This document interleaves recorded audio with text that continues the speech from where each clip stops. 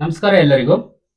ಇವತ್ತಿನ ವಿಡಿಯೋದಲ್ಲಿ ನಾವು 8ನೇ ತರಗತಿಯಲ್ಲಿ ಬರುವಂತಹ ವಿಜ್ಞಾನ ಪಠ್ಯಪುಸ್ತಕದ ಪಾಠ 5 ಆಗಿರುವಂತಹ ಬಲಗಳನ್ನು ಅನ್ವೇಷಿಸುವುದು ಎಂಬ ಸಂಪೂರ್ಣ ಅಧ್ಯಾಯವನ್ನು ಈ ಒಂದೇ ವಿಡಿಯೋದಲ್ಲಿ ವಿವರಿಸುವಂತಹ ಪ್ರಯತ್ನ ನಾನು ಮಾಡ್ತಾ ಇದ್ದೀನಿ. ಈ ಒಂದು ಪಾಠದಲ್ಲಿ ನಾವು ಕಲಿಯಲು ಹೊರಟಿರುವಂತಹ ಪ್ರಮುಖ ಅಂಶಗಳು ಯಾವ್ಯಾವ ಅಂತ ತಾವು ಕೇಳೋದಾದ್ರೆ, ಮುಖ್ಯವಾಗಿ ನಾವು ಫಸ್ಟಿಗೆ ಬಲ ಎಂದರೇನಂತ ತಿಳ್ಕೊತೀವಿ. ಅದಾದ್ಮೇಲೆ ಬಲದ ವಿಧಗಳು. ಬಲದಲ್ಲಿ ಮುಖ್ಯವಾಗಿ 2 ವಿಧಗಳು ಬರ್ತಾವ: ಸಂಪರ್ಕ ಬಲಗಳು ಮತ್ತು ಸಂಪರ್ಕ ರಹಿತ ಬಲಗಳಂತೇಳಿ. ಆ ಸಂಪರ್ಕ ಬಲದಲ್ಲಿ ಮತ್ತೆ 2 ವಿಧಗಳು ಬರ್ತಾವ: ಒಂದು ಸ್ನಾಯು ಬಲ ಅಂತ ಹೇಳಿ, ಮತ್ತೊಂದು ಘರ್ಷಣ ಬಲ ಅಂತೇಳಿ.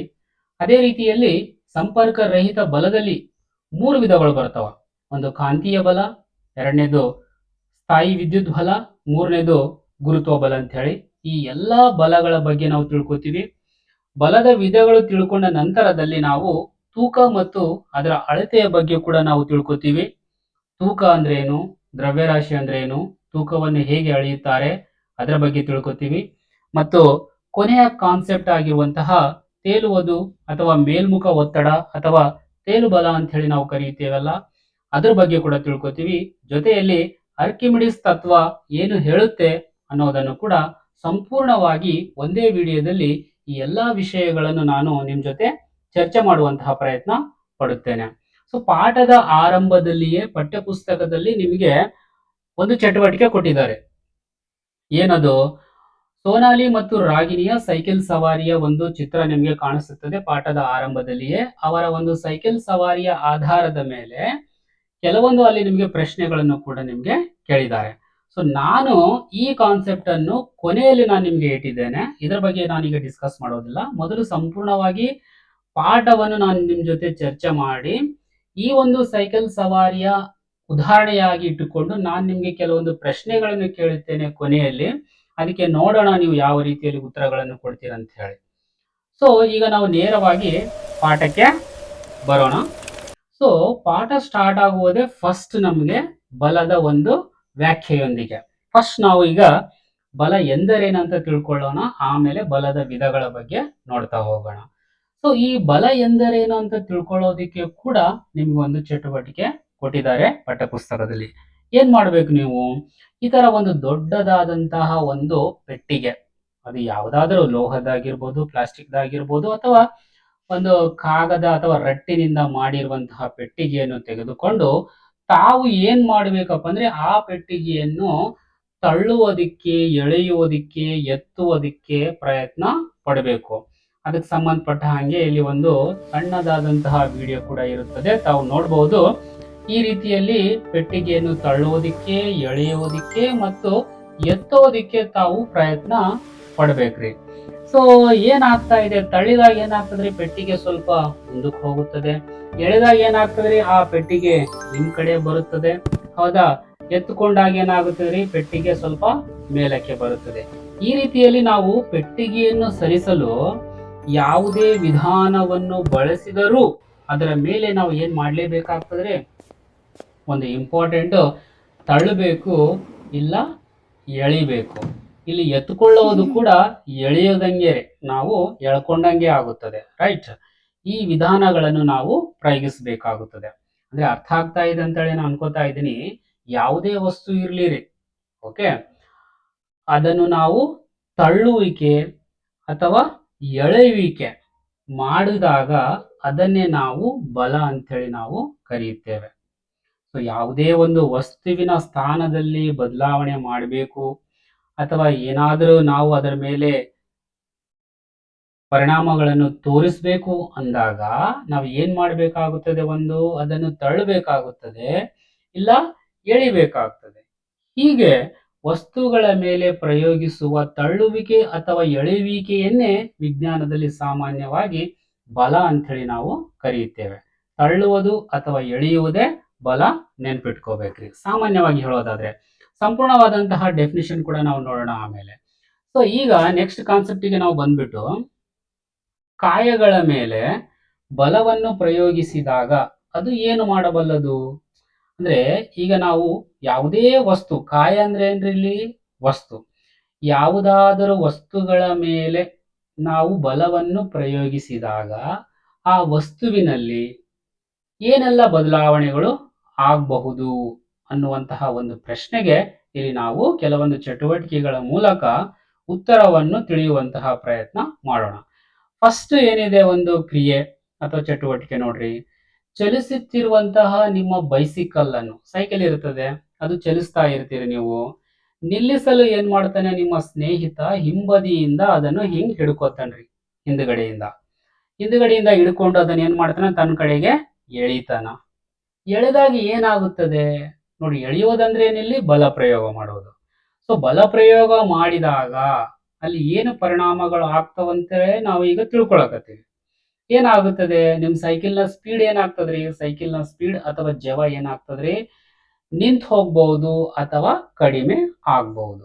ಅಂದ್ರೆ ಕಾಯಗಳ ಮೇಲೆ ಬಲ ಪ್ರಯೋಗ ಮಾಡಿದಾಗ ಏನಾಗಬಹುದು, ಒಂದು ಸ್ಪೀಡ್ ಕಡಿಮೆ ಆಗಬಹುದು ಅಥವಾ ಆ ಸ್ಪೀಡ್ ಅನ್ನುವಂಥದ್ದು ಸಂಪೂರ್ಣವಾಗಿ ನಿಲ್ಬಹುದು. ಅಂದ್ರೆ ಜವ ನಿಲ್ಲಬಹುದು ಅಥವಾ ಕಡಿಮೆ ಆಗಬಹುದು.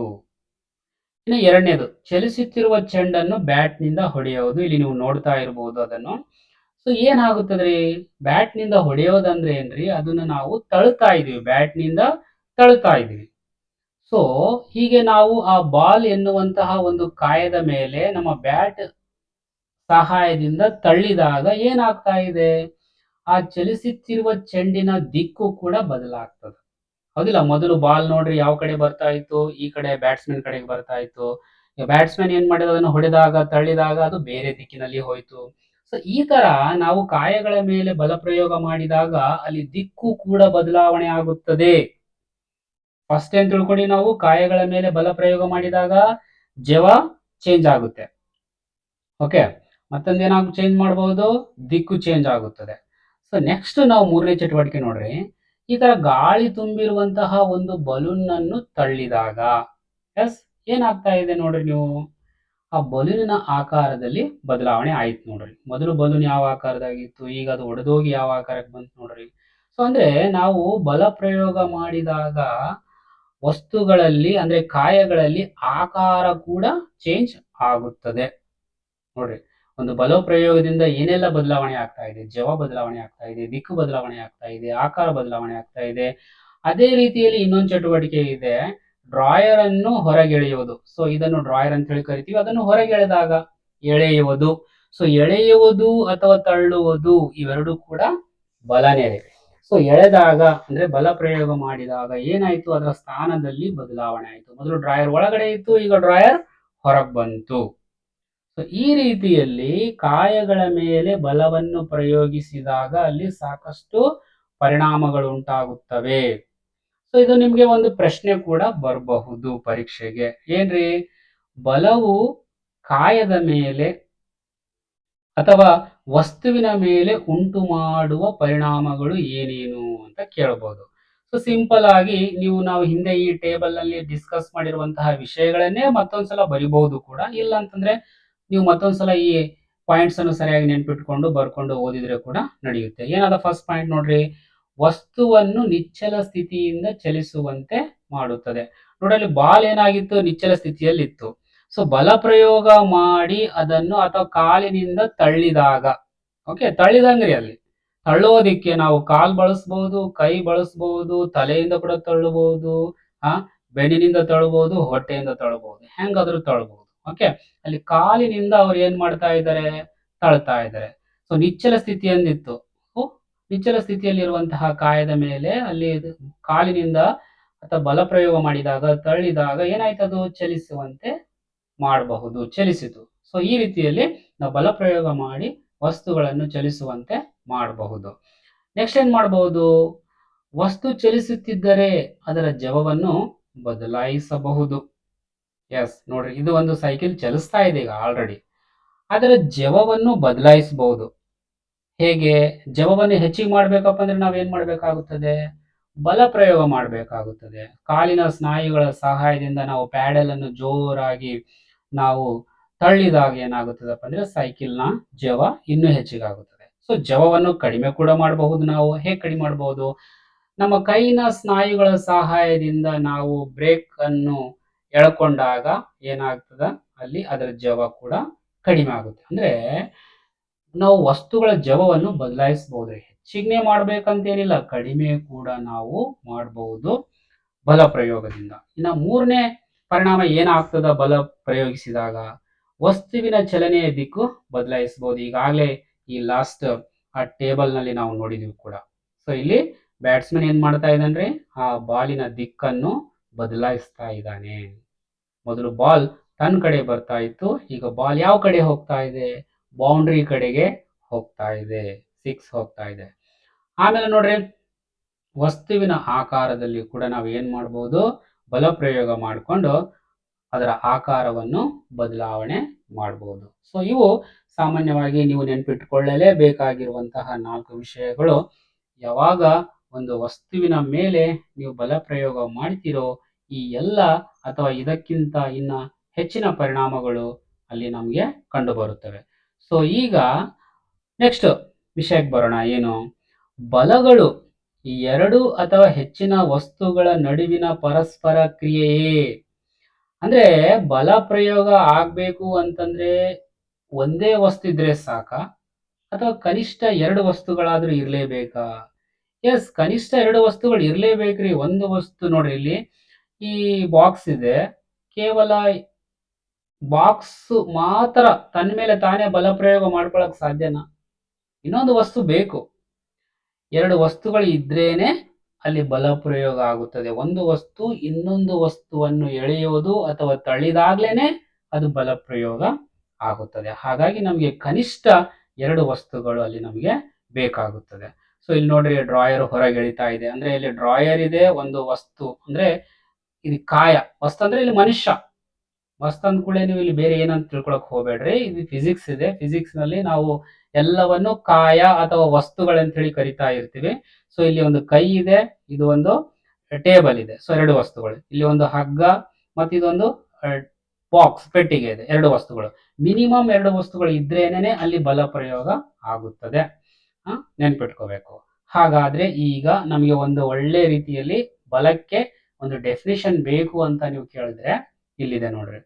ಒಂದು ವಸ್ತುವು ಇನ್ನೊಂದು ವಸ್ತುವಿನೊಂದಿಗೆ ನಡೆಸುವ ಪ್ರತಿವರ್ತನೆಯಿಂದ, ನೋಡ್ರಿ 2 ವಸ್ತುಗಳು ಬೇಕು, ಒಂದು ವಸ್ತು ಇನ್ನೊಂದು ವಸ್ತುವಿನೊಂದಿಗೆ ನಡೆಸುವ ಪ್ರತಿವರ್ತನೆಯಿಂದ ಉಂಟಾಗುವ ತಳ್ಳುವಿಕೆ ಅಥವಾ ಎಳೆಯುವಿಕೆಯನ್ನೇ ಬಲ ಎನ್ನುತ್ತೇವೆ. ಸೊ ಇದೇ ನೀವು ಡೆಫಿನಿಷನ್ ಅನ್ನು ನೀವು ಬರಿಬೇಕಾಗುತ್ತದೆ ಬಲಕ್ಕೆ. ಸೊ ಇನ್ನು ಬಲದ ಅಂತಾರಾಷ್ಟ್ರೀಯ ಏಕಮಾನ ಯಾವುದು, ನ್ಯೂಟನ್. ಮತ್ತು ಇದರ ಚಿಹ್ನೆ ಯಾವುದಪ್ಪ ಅಂದ್ರೆ ಕ್ಯಾಪಿಟಲ್ ಎನ್. ಸರಿಯಾಗಿ ತಾವು ನೆನ್ಪಿಟ್ಕೋಬೇಕು. ಸೊ ಇನ್ನು ಬಲ ಎಂದ್ರೇನಂತೇಳಿ ಗೊತ್ತಾಯ್ತು, ಬಲದ ಪರಿಣಾಮಗಳು ಗೊತ್ತಾಯ್ತು. ಇನ್ನು ಬಲ ಪ್ರಯೋಗ ಆಗ್ಬೇಕು ಅಂತಂದ್ರೆ ಅಲ್ಲಿ ಕನಿಷ್ಠ 2 ವಸ್ತುಗಳು ಇರ್ಬೇಕಂತೇಳಿ ಕೂಡ ತಮಗೆ ಗೊತ್ತಾಯ್ತು. ಹಾಗಾದ್ರೆ ಬಲದ ವಿಧಗಳು ಯಾವ್ಯಾವು? ಎಸ್, ಈಗಾಗ್ಲೇ ನಾನು ಪಾಠದ ಆರಂಭದಲ್ಲಿ ಹೇಳಿರುವ ಹಾಗೆ ಬಲದಲ್ಲಿ 2 ವಿಧಗಳು. ಒಂದು ಸಂಪರ್ಕ ಬಲಗಳು, ಇನ್ನೊಂದು ಸಂಪರ್ಕವಿಲ್ಲದ ಬಲಗಳು. ಏನು ಸಂಪರ್ಕ ಬಲಗಳು? ಹೆಸರೇ ಹೇಳುತ್ತದೆ, ಸಂಪರ್ಕ, ಪರಸ್ಪರ ಸಂಪರ್ಕದಲ್ಲಿರಬೇಕು 2 ವಸ್ತುಗಳು ಫಿಸಿಕಲಿ. ಓಕೆ, ನೇರ ಸಂಪರ್ಕದಲ್ಲಿ ಇಲ್ಲ ಅಂದ್ರೂ ಪರವಾಗಿಲ್ಲ, ಪರೋಕ್ಷವಾಗಿ ಆದ್ರೂ 2 ವಸ್ತುಗಳು ಸಂಪರ್ಕದಲ್ಲಿರ್ಬೇಕು. ಉದಾಹರಣೆಗೆ ನೋಡ್ರಿ, ಸಂಪರ್ಕ ಬಲದ ಡೆಫಿನಿಷನ್ ನೋಡೋಣ ಫಸ್ಟ್ ನಾವು. ವಸ್ತುಗಳ ನಡುವೆ ಭೌತಿಕ ಸಂಪರ್ಕವಿದ್ದಾಗ ಮಾತ್ರ ಕಾರ್ಯನಿರ್ವಹಿಸುವ ಈ ರೀತಿಯ ಬಲಗಳನ್ನು ಸಂಪರ್ಕ ಬಲಗಳು ಎನ್ನುತ್ತೇವೆ. ನೋಡಿ, ಆ 2 ವಸ್ತುಗಳು ಪರಸ್ಪರ ಸಂಪರ್ಕದಲ್ಲಿ ಇರಬೇಕು. ಅದು ನೇರವಾಗಿ ಆದ್ರೂ ಇರಬಹುದು ಅಥವಾ ಪರೋಕ್ಷವಾಗಿ ಆದ್ರೂ ಇರಬಹುದು. ನೇರವಾಗಿ ಅಂತಂದ್ರೆ ನಾವೇ ನೇರವಾಗಿ ಈ ಹಿಂದಿನ ಒಂದು ಸ್ಲೈಡ್ ನಲ್ಲಿ ನೀವು ನೋಡಿದ್ರಲ್ಲಿ ನೇರವಾಗಿಯೇ ಇಲ್ಲಿ ಒಬ್ಬ ವ್ಯಕ್ತಿ ಏನ್ ಮಾಡ್ತಾ ಇದ್ದಾನೆ, ಆ ಡ್ರಾಯರ್ ಅನ್ನು ಎಳಿತಾ ಇದ್ದಾನೆ. ಇಲ್ಲಿ ನೇರ ಸಂಪರ್ಕ ಇದೆ ನಮ್ಮ ಕೈ ಮತ್ತು ಟೇಬಲ್ಗೆ. ಇಲ್ಲಿ ನೋಡ್ರಿ, ಇಲ್ಲಿ ನೇರ ಸಂಪರ್ಕ ಇಲ್ಲ, ಇಲ್ಲಿ ಪರೋಕ್ಷ ಸಂಪರ್ಕ ಇದೆ. ಹೌದಾ? ಒಂದು ಹುಡುಗಿ ಆ ಬಾಕ್ಸಿಗೆ ಹಗ್ಗವನ್ನು ಕಟ್ಟಿ ಹಗ್ಗವನ್ನು ಎಳಿತಾ ಇದ್ದಾಳೆ. ಸೊ ನೇರವಾಗಿ ಬಾಕ್ಸ್ ಅನ್ನು ಎಳಿತಾ ಇಲ್ಲ, ಪರೋಕ್ಷವಾಗಿ ಹಗ್ಗದ ಸಹಾಯದಿಂದ ಆ ಪೆಟ್ಟಿಗೆಯನ್ನು ಎಳಿತಾ ಇದ್ದಾಳೆ. ಸೊ ಈ ರೀತಿಯಲ್ಲಿ ನೇರವಾಗಿ ಆದ್ರೂ ಪರವಾಗಿಲ್ಲ, ಪರೋಕ್ಷವಾಗಿ ಆದ್ರೂ ಪರವಾಗಿಲ್ಲ, ಎರಡು ವಸ್ತುಗಳು ಪರಸ್ಪರ ಸಂಪರ್ಕದಲ್ಲಿ ಇದ್ದಾಗ ಮಾತ್ರನೇ ಇಲ್ಲಿ ಬಲ ಪ್ರಯೋಗ ಆಯಿತು ಅಂತಂದ್ರೆ ಅದನ್ನು ನಾವು ಸಂಪರ್ಕ ಬಲ, ಕಾಂಟ್ಯಾಕ್ಟ್ ಫೋರ್ಸಸ್ ಅಂತ ಹೇಳಿ ಕರಿತೀವಿ. ಸೊ ಈ ಸಂಪರ್ಕ ಬಲಗಳಲ್ಲಿ ಮತ್ತೆರಡು ವಿಧಗಳು. ಒಂದು ಸ್ನಾಯು ಬಲ, ಓಕೆ, ಕೈ ಸ್ನಾಯುಗಳಾಗಿರ್ಬೋದು, ಕಾಲಿನ ಸ್ನಾಯುಗಳಾಗಿರ್ಬೋದು, ಓಕೆ. ಮತ್ತೆ ಇನ್ನೊಂದು ಘರ್ಷಣಾ ಬಲ. ಸೊ ಇಲ್ಲಿ ನೋಡಿ, ಒಂದು ವಸ್ತು ಮುಂದಕ್ಕೆ ಹೋಗ್ತಾ ಇದೆ, ಓಕೆ, ಒಂದು ಮುಂದಕ್ಕೆ ಹೋಗ್ತಾ ಇದೆ, ಮುಂದಕ್ಕೆ ಹೋಗಿ ಸ್ವಲ್ಪ ನಿಲ್ತಾ ಇದೆ, ಹಾಗೆ ಕಂಟಿನ್ಯೂ ಹೋಗ್ತಾ ಇಲ್ಲ. ಯಾಕೆ ಅದೇ ನಿಲ್ತದ ಅನ್ನೋದಕ್ಕೆ ಕಾರಣನೇ ಘರ್ಷಣೆ ಬಲ. ಅದು ನೋಡೋಣ, ಅದು ಘರ್ಷಣೆ ಬಲ ಅಂದ್ರೆ ಏನಂತ ಹೇಳಿ ಕೂಡ ನಾವು ನೋಡೋಣ. ಸೊ ಒಟ್ಟಾರೆಯಾಗಿ ನೆನ್ಪಿಟ್ಕೋಬೇಕು, ಸಂಪರ್ಕ ಬಲಗಳಲ್ಲಿ ಎರಡು ವಿಧಗಳು, ಒಂದು ಸ್ನಾಯು ಬಲ, ಘರ್ಷಣಾ ಬಲ. ಈಗ ನಾವು ಸ್ನಾಯು ಬಲ ಎಂದರೇನು, ಆಮೇಲೆ ಘರ್ಷಣಾ ಬಲ ಎಂದರೇನಂತ ತಿಳ್ಕೊಳ್ಳೋಣ. ಸೊ ಫಸ್ಟಿಗೆ ನೋಡ್ರಿ, ಸ್ನಾಯು ಬಲ ಡೆಫಿನಿಷನ್ ನೋಡೋಣ. ಸ್ನಾಯುಗಳ ಕ್ರಿಯೆಯಿಂದ ಉಂಟಾಗುವ ಬಲವನ್ನೇ ಸ್ನಾಯು ಬಲ ಅಂತೇಳಿ ನಾವು ಕರೆಯುತ್ತೇವೆ. ಸಿಂಪಲ್. ಸ್ನಾಯುಗಳಂತಂದ್ರೆ ಈಗಾಗಲೇ ನಾನು ಹೇಳಿನೇ, ಮಸಲ್ಸ್, ಅದು ಕೈ ಸ್ನಾಯು ಆಗಿರ್ಬೋದು, ಕಾಲಿನ ಸ್ನಾಯುಗಳಾಗಿರ್ಬೋದು, ಕುತ್ತಿಗೆ ಸ್ನಾಯುಗಳಾಗಿರ್ಬೋದು, ಬೆನ್ನಿನ ಸ್ನಾಯುಗಳಾಗಿರ್ಬೋದು. ಯಾವುದಾದ್ರೂ ಒಂದು ಸ್ನಾಯುಗಳ ಸಹಾಯದಿಂದಲೇ ನಾವು ಏನಾದ್ರೂ ಬಲ ಪ್ರಯೋಗ ಮಾಡ್ತಾ ಇದ್ದೀವಿ ಅಂತಂದ್ರೆ ಅದು ಸ್ನಾಯು ಬಲ. ಸೊ ಉದಾಹರಣೆಗೆ ನೋಡಿ, ಓಡುವುದು, ಎತ್ತುವುದು, ತಳ್ಳುವುದು, ಜಿಗಿಯುವುದು, ಎಳೆಯುವುದು, ಇವೆಲ್ಲದಕ್ಕೂ ಕೂಡ ನಾವು ನಮ್ಮ ಸ್ನಾಯುಗಳನ್ನೇ ಬಳಸ್ತೀವಿ. ಹಾಗಾಗಿ ಇವೆಲ್ಲವೂ ಕೂಡ ಸ್ನಾಯು ಬಲಕ್ಕೆ ಉದಾಹರಣೆ ಆಗ್ತಾವ. ಇನ್ನು ಈ ಸ್ನಾಯು ಬಲ ಯಾಕೆ ಉಂಟಾಗುತ್ತದೆ? ಸೊ ಯಾವುದೇ ಚಟುವಟಿಕೆಯನ್ನು ಮಾಡುವಾಗ ನಾವು ಸ್ನಾಯುಗಳನ್ನು ಸಂಕೋಚನೆ ಮತ್ತು ವಿಕಾಸನಗೊಳಿಸ್ತೀವಿ. ಅವು ಸ್ನಾಯುಗಳು ಏನಾಗ್ತಾವಪ್ಪ ಅಂದ್ರೆ ಸಂಕೋಚನೆಗೊಳಗಾಗ್ತಾವ, ವಿಕಾಸನೆಗೊಳಗಾಗ್ತಾವ. ಅದರಿಂದಲೇ ಸ್ನಾಯು ಬಲ ಉಂಟಾಗ್ತದೆ. ಸ್ನಾಯು ಬಲವನ್ನು ಕೇವಲ ಮನುಷ್ಯರು ಮಾತ್ರನೇ ಬಳಸ್ತಾರ? ಇಲ್ಲ. ಎಲ್ಲ ಪ್ರಾಣಿಗಳು, ಪಕ್ಷಿಗಳು, ಮೀನುಗಳು, ಕೀಟಗಳು ಎಲ್ಲವೂ ಕೂಡ ಚಲಿಸೋದಿಕ್ಕೆ ಮತ್ತು ಬದುಕಲು ಸ್ನಾಯು ಬಲಗಳನ್ನು ಬಳಸುತ್ತೇವೆ. ಉದಾಹರಣೆಗೆ ನೋಡ್ರಿ, ಇಲ್ಲಿ ಮೀನು ಸ್ನಾಯು ಬಲವನ್ನು ಬಳಸ್ಕೊಂಡೆ ಅದು ಈಜ್ತಾ ಇದೆ. ಹಕ್ಕಿ ಸ್ನಾಯುಗಳನ್ನು, ತನ್ನ ರೆಕ್ಕೆಯ ಸ್ನಾಯುಗಳ ಸಹಾಯದಿಂದಲೇ ಅದು ಹಾರ್ತಾ ಇದೆ, ಹೌದಾ? ಅದೇ ರೀತಿಯಲ್ಲಿ ಮನುಷ್ಯ, ಮಗು, ಒಂದು ಜಿಂಕೆ, ಒಂದು ಹಾವು, ಇವೆಲ್ಲವುಗಳು ಕೂಡ ಸ್ನಾಯು ಬಲವನ್ನು ಬಳಸ್ಕೊಂಡೆ ಅವು ತಮ್ಮ ಕೆಲಸಗಳನ್ನು ಮಾಡ್ತಾ ಇದೆ. ಅದೇ ರೀತಿಯಲ್ಲಿ ಮನುಷ್ಯ ಕೆಲವೊಂದು ಪ್ರಾಣಿಗಳ ಸ್ನಾಯು ಬಲಗಳನ್ನು ಬಳಸ್ಕೊಂಡು ತನ್ನ ಕೆಲಸವನ್ನು ಕೂಡ ಮಾಡ್ಕೋತಾ ಇದ್ದಾನೆ. ಇಲ್ಲಿ ಒಂದು ನಾನು ವಿಷಯ ನಿಮ್ಗೆ ಹೇಳಿದ್ದೆ, ನೆನಪಾದೋ ಇಲ್ಲೋ, ಬಲ ಪ್ರಯೋಗ ಆಗ್ಬೇಕಪ್ಪ ಅಂದ್ರೆ ಕನಿಷ್ಠ ಎರಡು ವಸ್ತುಗಳು ಇರಲೇಬೇಕು. ಈಗ ಹೇಳಿ ನೋಡೋಣ, ಇಲ್ಲಿ ಪಕ್ಷಿ ಇದೆ, ಇದು ಯಾವುದರ ಮೇಲೆ ಬಲ ಪ್ರಯೋಗ ಮಾಡ್ತಾ ಇದೆ? ಸ್ನಾಯು ಬಲ ಪ್ರಯೋಗ ಮಾಡ್ತಾ ಇದೆ. ಸೊ ಯಾವುದರ ಮೇಲೆ ಮಾಡ್ತಾ ಇದೆ? ಗಾಳಿಯ ಮೇಲೆ ಮಾಡ್ತಾ ಇದೆ. ಇಲ್ಲಿ ಹಕ್ಕಿಯ ರೆಕ್ಕೆಯ ಸ್ನಾಯುಗಳು ಆ ಗಾಳಿಯ ಮೇಲೆ ಬಲ ಪ್ರಯೋಗ ಮಾಡಿ ಅದು ಹಾರ್ತಾ ಇದೆ. ಸೊ ಎರಡು ವಸ್ತುಗಳು. ಹಂಗೆ ಇಲ್ಲಿ ಮೀನು ಏನ್ ಮಾಡ್ತಾ ಇದೆಯಪ್ಪ ಅಂದ್ರೆ ನೀರಿನ ಮೇಲೆ ಬಲ ಪ್ರಯೋಗ ಮಾಡ್ತಾ ಇದೆ. ಸೊ ಎರಡು ವಸ್ತುಗಳಲ್ಲಿ. ಅದೇ ರೀತಿಯಲ್ಲಿ ಈ ಜಿಂಕೆ, ಈ ಹಾವು, ಈ ಹುಡುಗಿ, ಈ ಮಗು, ಇವೆಲ್ಲವೂ ಕೂಡ ನೆಲದ ಮೇಲೆ ಬಲ ಪ್ರಯೋಗ ಮಾಡಿ ಸ್ನಾಯುಗಳ ಸಹಾಯದಿಂದ, ಓಕೆ, ನೆಲದ ಮೇಲೆ ಬಲ ಪ್ರಯೋಗವನ್ನು ಮಾಡಿಕೊಂಡು ಅವು ಮುಂದಕ್ಕೆ ಚಲಿಸ್ತಾ ಇದೆ. ಇಲ್ಲಿ ಒಂದು ಸಣ್ಣದಾದಂತಹ ಒಂದು ವಿಡಿಯೋ ಇದೆ, ತಾವು ನೋಡಬಹುದು. ಆ ಮಗು ಯಾವ ರೀತಿಯಲ್ಲಿ ಚಲಿಸ್ತಾ ಇದೆ, ಆ ಹುಡುಗಿ ಯಾವ ರೀತಿಯಲ್ಲಿ ಚಲಿಸ್ತಾ ಇದೆ ಸ್ನಾಯು ಬಲಗಳ ಸಹಾಯದಿಂದ. ಹಕ್ಕಿ ನೋಡಿ, ಅದು ಗಾಳಿಯನ್ನು ತಳ್ಳಿ ನೋಡಿ, ಇದು ಜಿಂಕೆ ಕೂಡ, ಈ ಹಾವು ಕೂಡ, ಅದೇ ರೀತಿಯಲ್ಲಿ ಈ ಮೀನುಗಳು ಕೂಡ ತಮ್ಮ ಒಂದು ಸ್ನಾಯು ಬಲಗಳ ಸಹಾಯದಿಂದಲೇ ಅವು ಚಲನೆಯನ್ನು ಮಾಡ್ತಾ ಇವೆ, ಚಟುವಟಿಕೆಗಳನ್ನು ಮಾಡ್ತಾ ಇವೆ.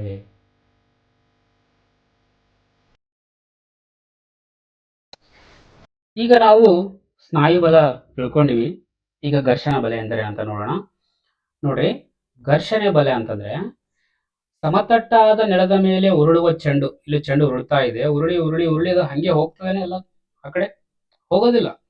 ಎಷ್ಟೊತ್ತು ಉರುಳಿದ್ರು ಕೂಡ ಅದು ಒಂದಲ್ಲ ಒಂದು ಟೈಮಿಗೆ ಏನಾಗ್ಲೇಬೇಕು, ಅದು ಸ್ವಲ್ಪ ಸಮಯದ ನಂತರ ಅದು ಸ್ಟಾಪ್ ಆಗುತ್ತದೆ, ನಿಲ್ಲುತ್ತದೆ. ಯಾಕೆ ನಿಲ್ಲುತ್ತದೆ? ಬಾಲ್ ಅಷ್ಟೇ ಅಲ್ಲ, ಯಾವುದೇ ವಸ್ತು ಆಗಿರ್ಲಿ, ಸೈಕಲ್ ಆಗಿರ್ಲಿ, ಚೆಂಡ ಆಗಿರ್ಲಿ, ವಾಹನ ಆಗಿರ್ಲಿ, ಬಲ ಪ್ರಯೋಗ ಆದಾಗ ಅವು ಚಲಿಸ್ತಾವ. ಚಲಿಸಿ ಸ್ವಲ್ಪ ದೂರ ಹೋದ್ಮೇಲೆ ಏನಾಗ್ತದ, ಬಲ ಪ್ರಯೋಗ ಇಲ್ಲ ಅಂದ್ಮೇಲೆ ಅದ್ರ ಮೇಲೆ ಅದು ತನ್ನಷ್ಟಕ್ಕೆ ತಾನು ಚಲಿಸಂಗಿಲ್ಲ, ಮುಂದೆ ಹೋಗಿ ಸ್ಟಾಪ್ ಆಗುತ್ತೆ. ಯಾಕಾಗುತ್ತೆ ಅನ್ನೋದೇ ಇಲ್ಲಿ ಪ್ರಶ್ನೆ. ಅದಕ್ಕೆ ಕಾರಣನೇ ಘರ್ಷಣೆ. ನೋಡಿ ಘರ್ಷಣೆ ಅಂದ್ರೆ ಏನಂತ? ಒಂದು ವಸ್ತುವು ಇನ್ನೊಂದು ಮೇಲ್ಮೈ ಮೇಲೆ ಚಲಿಸುವಾಗ, ಇದೊಂದು ವಸ್ತು ಇದೆ, ಇದು ನೆಲ, ಇದೊಂದು ವಸ್ತು, ಇದು ನೆಲದ ಮೇಲ್ಮೈ. ಒಂದು ವಸ್ತು ಇನ್ನೊಂದು ವಸ್ತುವಿನ ಮೇಲ್ಮೈ ಮೇಲೆ ಚಲಿಸುವಾಗ ಅಥವಾ ಚಲಿಸಲು ಪ್ರಯತ್ನಿಸುವಾಗ ಕಾರ್ಯನಿರ್ವಹಿಸುವ ಬಲವನ್ನು ಘರ್ಷಣಾ ಬಲ ಎನ್ನುತ್ತಾರೆ. ಈ ವಸ್ತು ಹೀಗೆ ಮುಂದಕ್ಕೆ ನಾವು ತಳ್ಳುವುದಕ್ಕೆ ಪ್ರಯತ್ನ ಪಡ್ತಾ ಇದ್ದೀವಿ, ಆ ವಸ್ತುವನ್ನು ಚಲಿಸೋದಕ್ಕೆ ಪ್ರಯತ್ನ ಪಡ್ತಾ ಇದ್ದೀವಿ, ಅವಾಗ ಈ ವಸ್ತುವಿನ ಮೇಲೆ ಇನ್ನೊಂದು ಬಲ ಪ್ರಯೋಗ ಆಗ್ತದೆ, ಅದರ ವಿರುದ್ಧ ಇರ್ತದ. ವಸ್ತು ಈ ಕಡೆ ಮುಂದಕ್ಕೆ ಹೋಗ್ತಾ ಇದ್ರೆ ಇನ್ನೊಂದು ಒಂದು ಬಲ ಆ ವಸ್ತುವಿನ ಚಲನೆಯ ವಿರುದ್ಧ ದಿಕ್ಕಿನಲ್ಲಿ ಪ್ರಯೋಗ ಆಗ್ತಾ ಇರ್ತದ. ಆ ಪ್ರಯೋಗ ಆಗುತ್ತಿರುವಂತಹ ಬಲವನ್ನೇ ನಾವು ಘರ್ಷಣಾ ಬಲ ಅಂತೇಳಿ ನಾವು ಕರಿತೀವಿ. ಓಕೆ. ಘರ್ಷಣೆಯು ಯಾವಾಗಲೂ ವಸ್ತುವು ಚಲಿಸುತ್ತಿರುವ ಅಥವಾ ಚಲಿಸಲು ಪ್ರಯತ್ನಿಸುತ್ತಿರುವ ದಿಕ್ಕಿಗೆ ವಿರುದ್ಧ ದಿಕ್ಕಿನಲ್ಲಿ ಇರುತ್ತದೆ. ಈಗಲೇ ಹೇಳಿದೆ ನಾನು, ವಸ್ತು ಈ ಕಡೆ ಹೋಗೋದಕ್ಕೆ ಪ್ರಯತ್ನ ಪಟ್ರೆ ಆ ಘರ್ಷಣೆ ಬಲ ಅದನ್ನು ವಿರುದ್ಧ ದಿಕ್ಕಿಗೆ ಇರುತ್ತದೆ. ಓಕೆ, ಒಂದು ಸಣ್ಣದಾದಂತ ವಿಡಿಯೋ ಇದೆ, ನೋಡಬಹುದು ನೀವು. ಮಕ್ಕಳೇ, ಈ ಸ್ಪಂಜನ್ನ ನಿಧಾನವಾಗಿ ತಳ್ಳೋಣ. ನೋಡಿ, ಸ್ಪಂಜು ಮುಂದೆ ಚಲಿಸುತ್ತದೆ, ಆದ್ರೆ ಸ್ವಲ್ಪ ದೂರ ಹೋಗಿ ತನ್ನಷ್ಟಕ್ಕೆ ತಾನೇ ನಿಲ್ಲುತ್ತದೆ. ಹೀಗೆ ಏಕೆ ಆಯಿತು? ಸ್ಪಂಜು ಮತ್ತು ಮೇಜಿನ ಮೇಲ್ಮೈಗಳು ಒಂದಕ್ಕೊಂದು ಉಜ್ಜಿಕೊಳ್ಳುತ್ತವೆ. ಇದರಿಂದ ಚಲನೆಗೆ ವಿರುದ್ಧವಾಗಿ ಒಂದು ಬಲ ಉಂಟಾಗುತ್ತದೆ. ಈ ಬಲವನ್ನೇ ಘರ್ಷಣೆ ಎಂದು ಕರೆಯುತ್ತಾರೆ. ಒರಟಾದ ಮೇಲ್ಮೈಯಲ್ಲಿ ಘರ್ಷಣೆ ಹೆಚ್ಚು, ಆದ್ದರಿಂದ ವಸ್ತು ಬೇಗ ನಿಲ್ಲುತ್ತದೆ. ನುಣುಪಾದ ಮೇಲ್ಮೈಯಲ್ಲಿ ಘರ್ಷಣೆ ಕಡಿಮೆ, ಆದ್ದರಿಂದ ವಸ್ತು ಹೆಚ್ಚು ದೂರ ಚಲಿಸುತ್ತದೆ. ನೋಡಿದ್ರಲ್ಲ ಯಾವ ಮಕ್ಕಳೇ, ರೀತಿಯಲ್ಲಿ ಈ ಘರ್ಷಣೆಗೆ ಸಂಬಂಧಪಟ್ಟ ಆಗಿರುವಂತಹ ಒಂದು ವಿಡಿಯೋ. ಸೊ ಈ ಘರ್ಷಣೆ ಅನ್ನುವಂಥದ್ದು ಯಾಕಾಗುತ್ತದೆ? ನೀವು ನೋಡಿದ್ರು ಕೂಡ ಅಲ್ಲಿ ಒರಟಾದ ಮೇಲ್ಮೈ ಇದ್ರೆ ಘರ್ಷಣೆ ಹೆಚ್ಚಾಗಿರುತ್ತದೆ, ನುಣುಪಾದ ಮೇಲ್ಮೈ ಇದ್ರೆ ಘರ್ಷಣೆ ಕಡಿಮೆ ಇರ್ತದೆ. ನೋಡ್ರಿ, ಈ ತರ ನುಣುಪಾದ ಮೇಲ್ಮೈ ಇದ್ರೆ ಘರ್ಷಣೆ ಬಹಳ ಕಡಿಮೆ ಇರ್ತದೆ, ವಸ್ತು ಆಟೋಮೆಟಿಕ್ ಆಗಿ ಜಾರ್ಕೊಂಡೇ ಹೋಗ್ತದೆ. ಸೊ ಘರ್ಷಣೆ ಅನ್ನೋದು ಇರ್ಬೇಕ್ರಿ. ಘರ್ಷಣೆ ನಮ್ಗೆ ತುಂಬಾ ಒಳ್ಳೇದು ಕೂಡ. ಘರ್ಷಣೆ ಇದ್ರೇನೆ ನಮ್ಗೆ ನಡೆಯೋದಿಕ್ ಬರುತ್ತೆ, ಓಡೋದಿಕ್ ಬರುತ್ತದೆ, ವಾಹನಗಳು ಚಲಿಸ್ತಾವ. ಘರ್ಷಣೆ ಇಲ್ಲ ಅಂತಂದ್ರೆ ನಾವು ಬಿದ್ದೋಗ್ಬಿಡ್ತೀವಿ, ನಡೆಯಕ್ಕೆ ಆಗಲ್ಲ. ಈ ತರ ಘರ್ಷಣೆ ಅನ್ನುವಂಥದ್ದು ಒಂದು ವರ ಕೂಡ ಹೌದು, ಒಂದು ಶಾಪ ಕೂಡ ಅದು ಹೌದು. ವಸ್ತುಗಳು ಚಲಿಸೋದಕ್ಕೆ ಘರ್ಷಣೆ ಅನ್ನುವಂಥದ್ದು ತುಂಬಾ ಇಂಪಾರ್ಟೆಂಟ್. ಓಕೆ, ಈ ಇಷ್ಟಕ್ಕೆ ಘರ್ಷಣೆ ಯಾಕಾಗುತ್ತದೆ? ನೋಡಿ, ಇಲ್ಲಿ ಎರಡು ವಸ್ತುಗಳಿವೆ.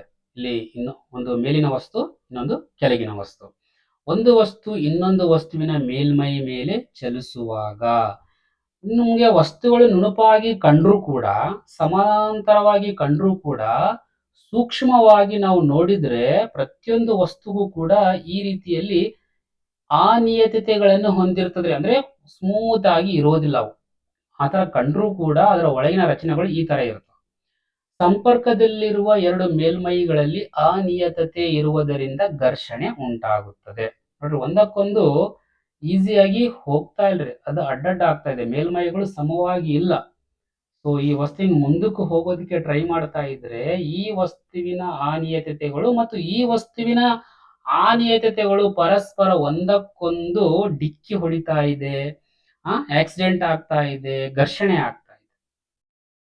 ನಯವಾಗಿ ಕಾಣುವ ಮೇಲ್ಮೈಗಳು ಕೂಡ ಅಧಿಕ ಸಂಖ್ಯೆಯ ಸೂಕ್ಷ್ಮ ಅನಿಯತತೆಗಳನ್ನು ಹೊಂದಿರುತ್ತವೆ. ನೋಡ್ರಿ, ಎಷ್ಟೇ ಅದು ನಮಗೆ ಸ್ಮೂತ್ ಆಗಿ ಕಂಡ್ರೂ ಕೂಡ ಸ್ವಲ್ಪ ಪ್ರಮಾಣದಲ್ಲಿ ಸೂಕ್ಷ್ಮವಾದಂತಹ ಅನಿಯತತೆಗಳು ಇರುತ್ತವೆ. ಏನಾಗ್ತದ ಅವಾಗ? ಅವೆರಡು ಪರಸ್ಪರ ಬಂಧಗೊಂಡು, ಹೌದಿಲ್ಲ, ಮುಂದಕ್ಕೆ ಹೋಗ್ಲಾರ್ದಂಗ ಆಗ್ತವ, ವಸ್ತುವಿನ ಚಲನೆಯನ್ನು ವಿರೋಧಿಸುತ್ತವೆ. ಸೊ ಈಗ ನಾವು ಏನ್ ತಿಳ್ಕೊಂಡಿವ್ರಿ? ಸಂಪರ್ಕ ಬಲಗಳು, ಅದರ ವಿಧಗಳ ಬಗ್ಗೆ ತಿಳ್ಕೊಂಡಿವಿ. ಈಗ ಉಳಿದಿದ್ದು ಯಾವುದು? ಸಂಪರ್ಕವಿಲ್ಲದ ಬಲಗಳು. ಸೊ ಸಂಪರ್ಕ ಬಲಗಳು ಎಂದರೇನಂತೇಳಿ ನಾನು ಈಗಾಗಲೇ ಹೇಳಿದ್ದೆ. ಪರಸ್ಪರ ಸಂಪರ್ಕದಲ್ಲಿದ್ದಾಗ ಮಾತ್ರನೇ ಬಲ ಪ್ರಯೋಗ ಆಗ್ತಾ ಇದ್ರೆ ಅದು ಸಂಪರ್ಕ ಬಲಗಳು. ಸಂಪರ್ಕವಿಲ್ಲದ ಬಲಗಳು ಅಂದ್ರೆ ಎರಡು ವಸ್ತುಗಳು ಪರಸ್ಪರ ಸಂಪರ್ಕದಲ್ಲಿ ಇರುವುದೇ ಇಲ್ಲ, ಆದ್ರೂ ಕೂಡ ಒಂದು ವಸ್ತು ಇನ್ನೊಂದು ವಸ್ತುವನ್ನು ಎಳಿಬಹುದು ಅಥವಾ ತಳ್ಳಬಹುದು, ಅದನ್ನೇ ಸಂಪರ್ಕವಿಲ್ಲದ ಬಲಗಳು ಅಂತ ಹೇಳಿ ಕರಿತೀವಿ. ನೋಡ್ರಿ, ವಸ್ತುವಿನೊಂದಿಗೆ ನೇರ ಸಂಪರ್ಕವಿಲ್ಲದೆಯೂ ಸಹ ಕೆಲವು ಬಲಗಳು ಪರಿಣಾಮವನ್ನು ಉತ್ಪಾದಿಸುತ್ತವೆ. ಅಂತಹ ಬಲಗಳನ್ನೇ ಸಂಪರ್ಕವಿಲ್ಲದ ಬಲಗಳು ಎಂದು ಕರೆಯುತ್ತೇವೆ. ಉದಾಹರಣೆಗೆ ಕಾಂತೀಯ ಬಲ, ಸ್ಥಾಯಿ ವಿದ್ಯುತ್ ಬಲ, ಗುರುತ್ವ ಬಲ. ನೋಡಿ, ಇಲ್ಲಿ ಕಾಂತ ಇದೆ, ಇದು ಕಬ್ಬಿಣದಿಂದ ಮಾಡಲ್ಪಟ್ಟಿರುವಂತಹ ಒಂದು ವಸ್ತು. ನೋಡಿ, ಅದು ದೂರ ಇದ್ರೂ ಕೂಡ ಅದನ್ನು ತನ್ನ ಕಡೆಗೆ ಎಳ್ಕೊತಾ ಇದೆ. ಹೌದಾ? ಪರಸ್ಪರ ಸಂಪರ್ಕದಲ್ಲಿ ಇಲ್ಲದೆ ಇದ್ದಾಗ್ಲೂ ಕೂಡ ಇಲ್ಲಿ ಅಯಸ್ಕಾಂತ ಆ ವಸ್ತುವನ್ನು ತನ್ನ ಕಡೆಗೆ ಎಳ್ಕೋತಾ ಇದೆ. ಅದಕ್ಕಾಗಿ ಇದು ಸಂಪರ್ಕವಿಲ್ಲದ ಬಲ. ಅದೇ ರೀತಿಯಲ್ಲಿ ಬಲೂನ್ ಅನ್ನು ನಮ್ಮ ಕೂದಲಿಗೆ ಉಜ್ಜಿ ಆ ಬಲೂನ್ ಅನ್ನು ಸ್ವಲ್ಪ ಮೇಲಕ್ಕೆ ಎತ್ತಿದಾಗ ನಮ್ಮ ಕೂದಲುಗಳು ಆಟೋಮೆಟಿಕ್ ಆಗಿ ಮೇಲಕ್ಕೆ ಎದ್ದೇಳ್ತಾ ಇದೆ. ಅಂದ್ರೆ ಕೂದಲು ಮತ್ತು ಆ ಬಲೂನ್ಗಳು ಪರಸ್ಪರ ಸಂಪರ್ಕದಲ್ಲಿ ಇರದೇ ಇದ್ದಾಗ್ಲೂ ಕೂಡ ನಮ್ಮ ಕೂದಲು ಮೇಲಕ್ಕೆ ಎದ್ದೇಳ್ತಾ ಇದೆ. ಹಾಗಾಗಿ ಇದು ಸ್ಥಾಯಿ ವಿದ್ಯುತ್ ಬಲಕ್ಕೆ ಉದಾಹರಣೆ ಆಗ್ತಾ ಇದೆ. ಅಂದ್ರೆ ಸಂಪರ್ಕನೇ ಇರೋದಿಲ್ಲ ವಸ್ತುಗಳು, ಆದ್ರೂ ಕೂಡ ಒಂದು ವಸ್ತು ಇನ್ನೊಂದು ವಸ್ತುವನ್ನು ಏನ್ ಮಾಡಬಹುದು, ತಳ್ಳಬಹುದು ಅಥವಾ ಎಳೆಯಬಹುದು. ಇಲ್ಲಿ ನೋಡ್ರಿ, ಗುರುತ್ವ ಬಲ. ಆ ಗುರುತ್ವ ಬಲ ಅಂದ್ರೆ ವಸ್ತುಗಳೆಲ್ಲ ಭೂಮಿಯ ಕಡೆಗೆ ಬೀಳುವುದ್ರಿ. ನೋಡಿ, ಆ ಭೂಮಿಗೂ ಮತ್ತು ಆ ವಸ್ತುವಿಗೂ ಸೇಬು ಬೀಳ್ತಾ ಇದೆ. ಹೌದಾ? ಭೂಮಿಗೂ ಮತ್ತು ಆ ಸೇಬಿನ ನಡುವೆ ಏನಾದ್ರೂ ಸಂಪರ್ಕ ಇದೆಯಾ? ಇಲ್ಲ. ಸಂಪರ್ಕ ಇಲ್ಲದೆಯೇ ಭೂಮಿ ಏನ್ ಮಾಡ್ತಾ ಇದೆ, ವಸ್ತುಗಳನ್ನು ತನ್ನ ಕಡೆಗೆ ಎಳ್ಕೋತಾ ಇದೆ. ಈ ರೀತಿಯಲ್ಲಿ ವಸ್ತುಗಳು ಪರಸ್ಪರ ಸಂಪರ್ಕದಲ್ಲಿ ಇರದೇ ಇದ್ದಾಗ್ಲೂ ಕೂಡ ಬಲ ಪ್ರಯೋಗ ಆದ್ರೆ ಅದನ್ನು ನಾವು ಸಂಪರ್ಕವಿಲ್ಲದ ಬಲಗಳು ಅಂತೇಳಿ ಕರಿತೀವಿ. ಈಗ ಅದರಲ್ಲಿ ಮೊದಲನೇದು ಕಾಂತೀಯ ಬಲ. ಕಾಂತೀಯ ಬಲ ಅಂದ್ರೆ ಏನು? ಒಂದು ಕಾಂತವು, ಕಾಂತಗಳಲ್ಲಿ ಬೇರೆ ಬೇರೆ ಕಾಂತಗಳಿರ್ತವೆ. ದಂಡಕಾಂತ, ಇದ್ರ ಕುದುರೆ ಲಾಳಾಕೃತಿಯ ಕಾಂತ, ಇನ್ನೊಂದು ಸೂಜಿ ಕಾಂತ ಅಂತ ಇರ್ತದೆ. ಆಮೇಲೆ ಇನ್ನ ಬೇರೆ ಕಾಂತಗಳು ಕೂಡ ಇರ್ತಾವ. ಒಂದು ಕಾಂತವು ಮತ್ತೊಂದು ಕಾಂತದ ಮೇಲೆ, ಅಂದ್ರೆ ಕಾಂತಗಳು ಕೂಡ ಬಲ ಪ್ರಯೋಗ ಮಾಡ್ಕೊಳ್ತಾವ್ರೆ. ಅಥವಾ ಕಾಂತೀಯ ವಸ್ತು ಅಂದ್ರೆ ಮುಖ್ಯವಾಗಿ ಕಬ್ಬಿಣ. ಹೌದಾ? ಕಾಂತೀಯ ವಸ್ತುವಿನ ಮೇಲೆ ಉಂಟು ಮಾಡುವ ಬಲವನ್ನೇ ಕಾಂತೀಯ ಬಲ ಅಂತ ಹೇಳಿ ನಾವು ಕರಿತೇವೆ. ಸೊ ಕಾಂತದ ವಸ್ತುಗಳು, ಕಾಂತವು ಕಾಂತದ ಮೇಲೆ ಅಥವಾ ಕಾಂತೀಯ ವಸ್ತುಗಳ ಮೇಲೆ ಏನು ಬಲ ಪ್ರಯೋಗವನ್ನು ಮಾಡ್ತದಲ್ಲ, ಅದನ್ನೇ ನಾವು ಕಾಂತೀಯ ಬಲ ಅಂತೇಳಿ ಕರಿತೀವಿ. ಸೊ ಈ ಕಾಂತಗಳು ಕಾಂತೀಯ ವಸ್ತುಗಳನ್ನಾಗಿರ್ಬೋದು ಅಥವಾ ಇತರೆ ಕಾಂತಗಳನ್ನಾಗಿರ್ಬೋದು, ಹೇಗೆ ಅವು ಎಳ್ಕೊತಾವ, ಹೇಗೆ ಅವು ತಳ್ತಾವ, ಅಂದ್ರೆ ಬಲ ಪ್ರಯೋಗ ಹೇಗ್ ಮಾಡ್ತಾವಪ್ಪ ಅಂದ್ರೆ, ಕಾರಣ ಅದಕ್ಕೆ ಏನಪ್ಪ ಅಂದ್ರೆ, ಪ್ರತಿ ಕಾಂತಕ್ಕೂ ಎರಡು ಧ್ರುವಗಳಿರ್ತಾವ. ಒಂದು ಉತ್ತರ ಧ್ರುವ, ಇನ್ನೊಂದು ದಕ್ಷಿಣ ಧ್ರುವ. ಇಲ್ಲಿ ಎಸ್ ಅಂದ್ರೆ ಸೌತ್ ಅಂದ್ರೆ ದಕ್ಷಿಣ ಧ್ರುವ, ಎನ್ ಅಂದ್ರೆ ನಾರ್ತ್ ಅಂದ್ರೆ ಉತ್ತರ ಧ್ರುವ. ನೋಡ್ಬೋದು ನೀವು. ಆಕರ್ಷಣೆ ಮತ್ತು ವಿಕರ್ಷಣೆಗಳು ಉಂಟಾಗ್ತವ್ರಿ. ಹೇಗೆ? ಸಮಾನ ಧ್ರುವಗಳು ಅಂದ್ರೆ ಉತ್ತರವನ್ನು ನೀವು ಸಮೀಪಕ್ಕೆ ತಂದ್ರೆ ಧ್ರುವಗಳನ್ನು, ಅಥವಾ ದಕ್ಷಿಣ ಧ್ರುವಗಳನ್ನು ನೀವು ಸಮೀಪಕ್ಕೆ ತರಲು ಪ್ರಯತ್ನ ಪಟ್ರೆ ಅವು ಸಮೀಪಕ್ಕೆ ಬರಲ್ಲ. ಒಂದು ಕಾಂತ ಇನ್ನೊಂದು ಕಾಂತವನ್ನು ತಳ್ಳುತ್ತದ್ರಿ, ದೂರ ತಳ್ಳುತ್ತದೆ. ತಳ್ಳುವಿಕೆ ಅಂದ್ರೆ ಏನ್ರಿ? ಬಲ ಪ್ರಯೋಗ ಮಾಡ್ತದ. ಈ ಬಲ ಯಾಕೆ ಆಗ್ತಾ ಇದೆ? ಕಾಂತಗಳಿಂದ ಆಗ್ತಾ ಇದೆ. ಹಾಗಾಗಿ ಇದು ಕಾಂತೀಯ ಬಲ. ಓಕೆ, ಸಮಾನ ಕಾಂತಗಳನ್ನು, ಸಮಾನ ಧ್ರುವಗಳನ್ನು, ಅದು ಉತ್ತರ ಆಗಿರ್ಬೋದು ಅಥವಾ ದಕ್ಷಿಣ ಧ್ರುವಗಳಾಗಿರ್ಬೋದು, ಸಮಾನ ಧ್ರುವಗಳನ್ನು ನೀವು ಸಮೀಪಕ್ಕೆ ತಂದರೆ ಒಂದು ಕಾಂತ ಇನ್ನೊಂದು ಕಾಂತವನ್ನು ದೂರ ತಳ್ಳುತ್ತದೆ. ಆದ್ರೆ ವಿಜಾತೀಯ ಧ್ರುವಗಳನ್ನು, ಅಂದ್ರೆ ಒಂದು ಉತ್ತರ ಧ್ರುವ ಇನ್ನೊಂದು ದಕ್ಷಿಣ ಧ್ರುವವನ್ನು ನೀವು ಸಮೀಪಕ್ಕೆ ತಂದ್ರೆ ಅಲ್ಲಿ ಆಕರ್ಷಣೆ ಆಗ್ತದ. ಓಕೆ, ವಿಜಾತೀಯ ಧ್ರುವಗಳು ಏನಾಗ್ತವರಿ? ಪರಸ್ಪರ ಆಕರ್ಷಣೆ ಆಗ್ತವ. ಸಜಾತೀಯ ಧ್ರುವಗಳು ಏನಾಗ್ತವರಿ? ಪರಸ್ಪರ ವಿಕರ್ಷಣೆ ಆಗುತ್ತದೆ. ನೆನ್ಪಿಟ್ಕೋಬೇಕು. ಅಂದ್ರೆ ಕಾಂತಗಳು ಏನ್ ಮಾಡಬಹುದ್ರಿ? ತಳ್ಳಬಹುದು ಕೂಡ ವಸ್ತುಗಳನ್ನು, ಅಥವಾ ಎಳ್ಕೋಬಹುದು. ಎರಡೂ ಕೂಡ ಅವು ಮಾಡುತ್ತವೆ. ಸೊ ಈ ರೀತಿಯಲ್ಲಿ ಕಾಂತದ ಸುತ್ತ ಕಾಂತೀಯ ಬಲರೇಖೆಗಳು ಇರ್ತವ, ನೆನ್ಪಿಟ್ಕೋಬೇಕು. ಅದರ ಬಗ್ಗೆ ನೀವು ಮುಂದಿನ ಕ್ಲಾಸ್ಗಳಲ್ಲಿ ಕೂಡ ಬಹಳಷ್ಟು ತಿಳ್ಕೊತೀರಿ. ಇನ್ನ ಕಾಂತೀಯ ಬಲ ತಿಳ್ಕೊಂಡಿವಿ. ಈಗ ನೆಕ್ಸ್ಟ್ ನಾವು ಯಾವ್ದು ನೋಡೋಣ್ರಿ?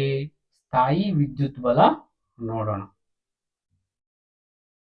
ಈ ಸ್ಥಾಯಿ ವಿದ್ಯುತ್ ಬಲವನ್ನು ಅರ್ಥ ಮಾಡಿಕೊಳ್ಳುವುದಕ್ಕೆ ಕೆಲವೊಂದು ಚಟುವಟಿಕೆ ಇದೆ. ಇಲ್ಲಿ ಒಂದು ನೋಡೋಣ. ಏನ್ ಮಾಡ್ಬೇಕು? ಈ ತರ ಒಂದು ಪ್ಲಾಸ್ಟಿಕ್ ಅಳತೆ ಪಟ್ಟಿ ಅಂದ್ರೆ ಸ್ಕೇಲ್ ಅನ್ನು ತಗೋಬೇಕು. ತಗೊಂಡು ಏನ್ ಮಾಡ್ಬೇಕಪ್ಪ ಅಂದ್ರೆ ಅದನ್ನು ಉಜ್ಜಬೇಕು. ಪಾಲಿಥೀನ್ ಚೀಲದಿಂದ ಉಜ್ಜಬೇಕು. ಉಜ್ಜಿ ಈ ತರ ಸಣ್ಣ ಕಾಗದದ ಚೂರಿಗಳ ಹತ್ರ ತಂದಾಗ ಈ ಕಾಗದದ ಚೂರುಗಳಲ್ಲಿ ಏನಾಗ್ತಾವ್ರಿ? ಆ ಪ್ಲಾಸ್ಟಿಕ್ ಅಳತೆ ಪಟ್ಟಿಗೆ ಅಂಟಿಕೊಳ್ಳುತ್ತವೆ. ಯಾಕೆ ಅಂಟಿಕೊಂಡು ಅನ್ನೋದನ್ನ ನೋಡೋಣ. ಬಟ್ ಈ ತರ ಅಂಟಿಕೊಳ್ಳುವುದಕ್ಕೆ ನಾವು ಸ್ಥಾಯಿ ವಿದ್ಯುತ್ ಬಲ ಅಂತೇಳಿ ನಾವು ಕರೀತೇವೆ. ನೋಡಿ, ಪ್ಲಾಸ್ಟಿಕ್ ಅನ್ನು ಉಜ್ಜಿದಾಗ ಮಾತ್ರನೇ ಅಲ್ಲಿ ಅಂಟಿಕೊಳ್ಳುತ್ತದೆ, ನೆನ್ಪಿಟ್ಕೋಬೇಕು. ಪ್ಲಾಸ್ಟಿಕ್ ಅನ್ನು ಉಜ್ಜಿ ಕಾಗದದ ಚೂರುಗಳ ಸಮೀಪಕ್ಕೆ ತಂದಾಗ, ಹೌದಿಲ್ಲ, ಸಂಪರ್ಕಕ್ಕೆ ತಂದಿಲ್ಲ, ಸಮೀಪಕ್ಕೆ ತಂದಿದ್ವಿ. ಈ ತರ ದೂರದಲ್ಲಿ ಇದ್ದಾಗ್ಲೇನೆ ಕಾಗದ ಚೂರುಗಳು ಮೇಲಕ್ಕೆ ಹಾರಿ ಆ ಅಳತೆ ಪಟ್ಟಿಗೆ ಅಂಟಿಕೊಳ್ತಾವ. ಸೊ ಈ ತರ ಪರಸ್ಪರ ದೂರದಲ್ಲಿ ಇದ್ದಾಗಲೂ ಕೂಡ ಇಲ್ಲಿ ಬಲ ಪ್ರಯೋಗ ಆಗ್ತಾ ಇದೆಯಲ್ಲ, ಹಾಗಾಗಿ ಸ್ಥಾಯಿ ವಿದ್ಯುತ್ ಬಲ ಕೂಡ ಸಂಪರ್ಕ ರಹಿತ ಬಲ ಆಗಿದೆ. ಇದಕ್ಕೆ ಸಂಬಂಧಪಟ್ಟಂಗೆ ಒಂದು ಚಿಕ್ಕ ವಿಡಿಯೋ ಇದೆ, ಒಂದ್ಸಲ ನೀವು ನೋಡ್ಕೋರಿ.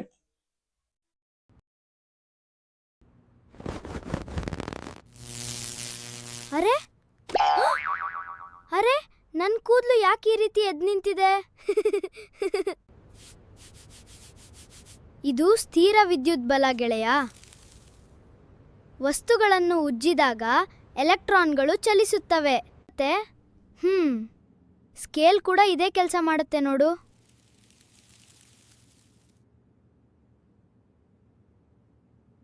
ಪ್ರತಿ ವಸ್ತುವಿನಲ್ಲಿ ಎಲೆಕ್ಟ್ರಾನ್ ಮತ್ತು ಪ್ರೋಟಾನ್ ಇರ್ತವೆ.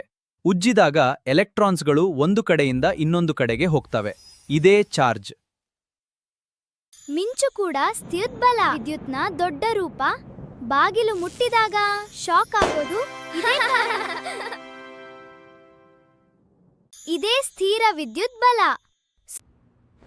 ಸೊ ನೋಡಿದ್ರಲ್ಲ ಒಂದು ವಿಡಿಯೋ ಹೇಗಿತ್ತು ಅಂತೇಳಿ.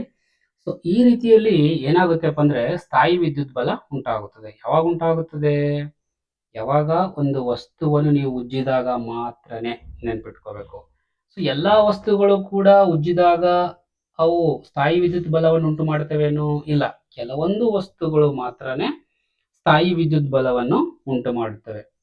ಸೊ ನೋಡೋಣ ಹಾಗಾದ್ರೆ ಈಗ ಸ್ಥಾಯಿ ವಿದ್ಯುತ್ ಬಲ ಎಂದರೇನು? ಒಂದು ಆವೇಶಯುಕ್ತ ಕಾಯವು, ಅಂದ್ರೆ ಆವೇಶಯುಕ್ತ ಕಾಯ ಅಂತಂದ್ರೆ ಏನ್ರಿ? ಅದನ್ನು ಉಜ್ಜಿದಾಗ ಮತ್ತೊಂದು ಆವೇಶಯುಕ್ತ ಅದು ಕೂಡ ಉಜ್ಜಿದ್ರೆ, ಅಥವಾ ಆವೇಶ ರಹಿತ ಅಂದ್ರೆ ಅದನ್ನು ಉಜ್ಜಿಲ್ಲ ಅಂದ್ರೂ ಕೂಡ, ಎರಡು ವಸ್ತುಗಳಲ್ಲಿ ಒಂದು ವಸ್ತು ಆದ್ರೂ ಕಂಪಲ್ಸರಿ ಏನಾಗಿರ್ಬೇಕ್ರಿ?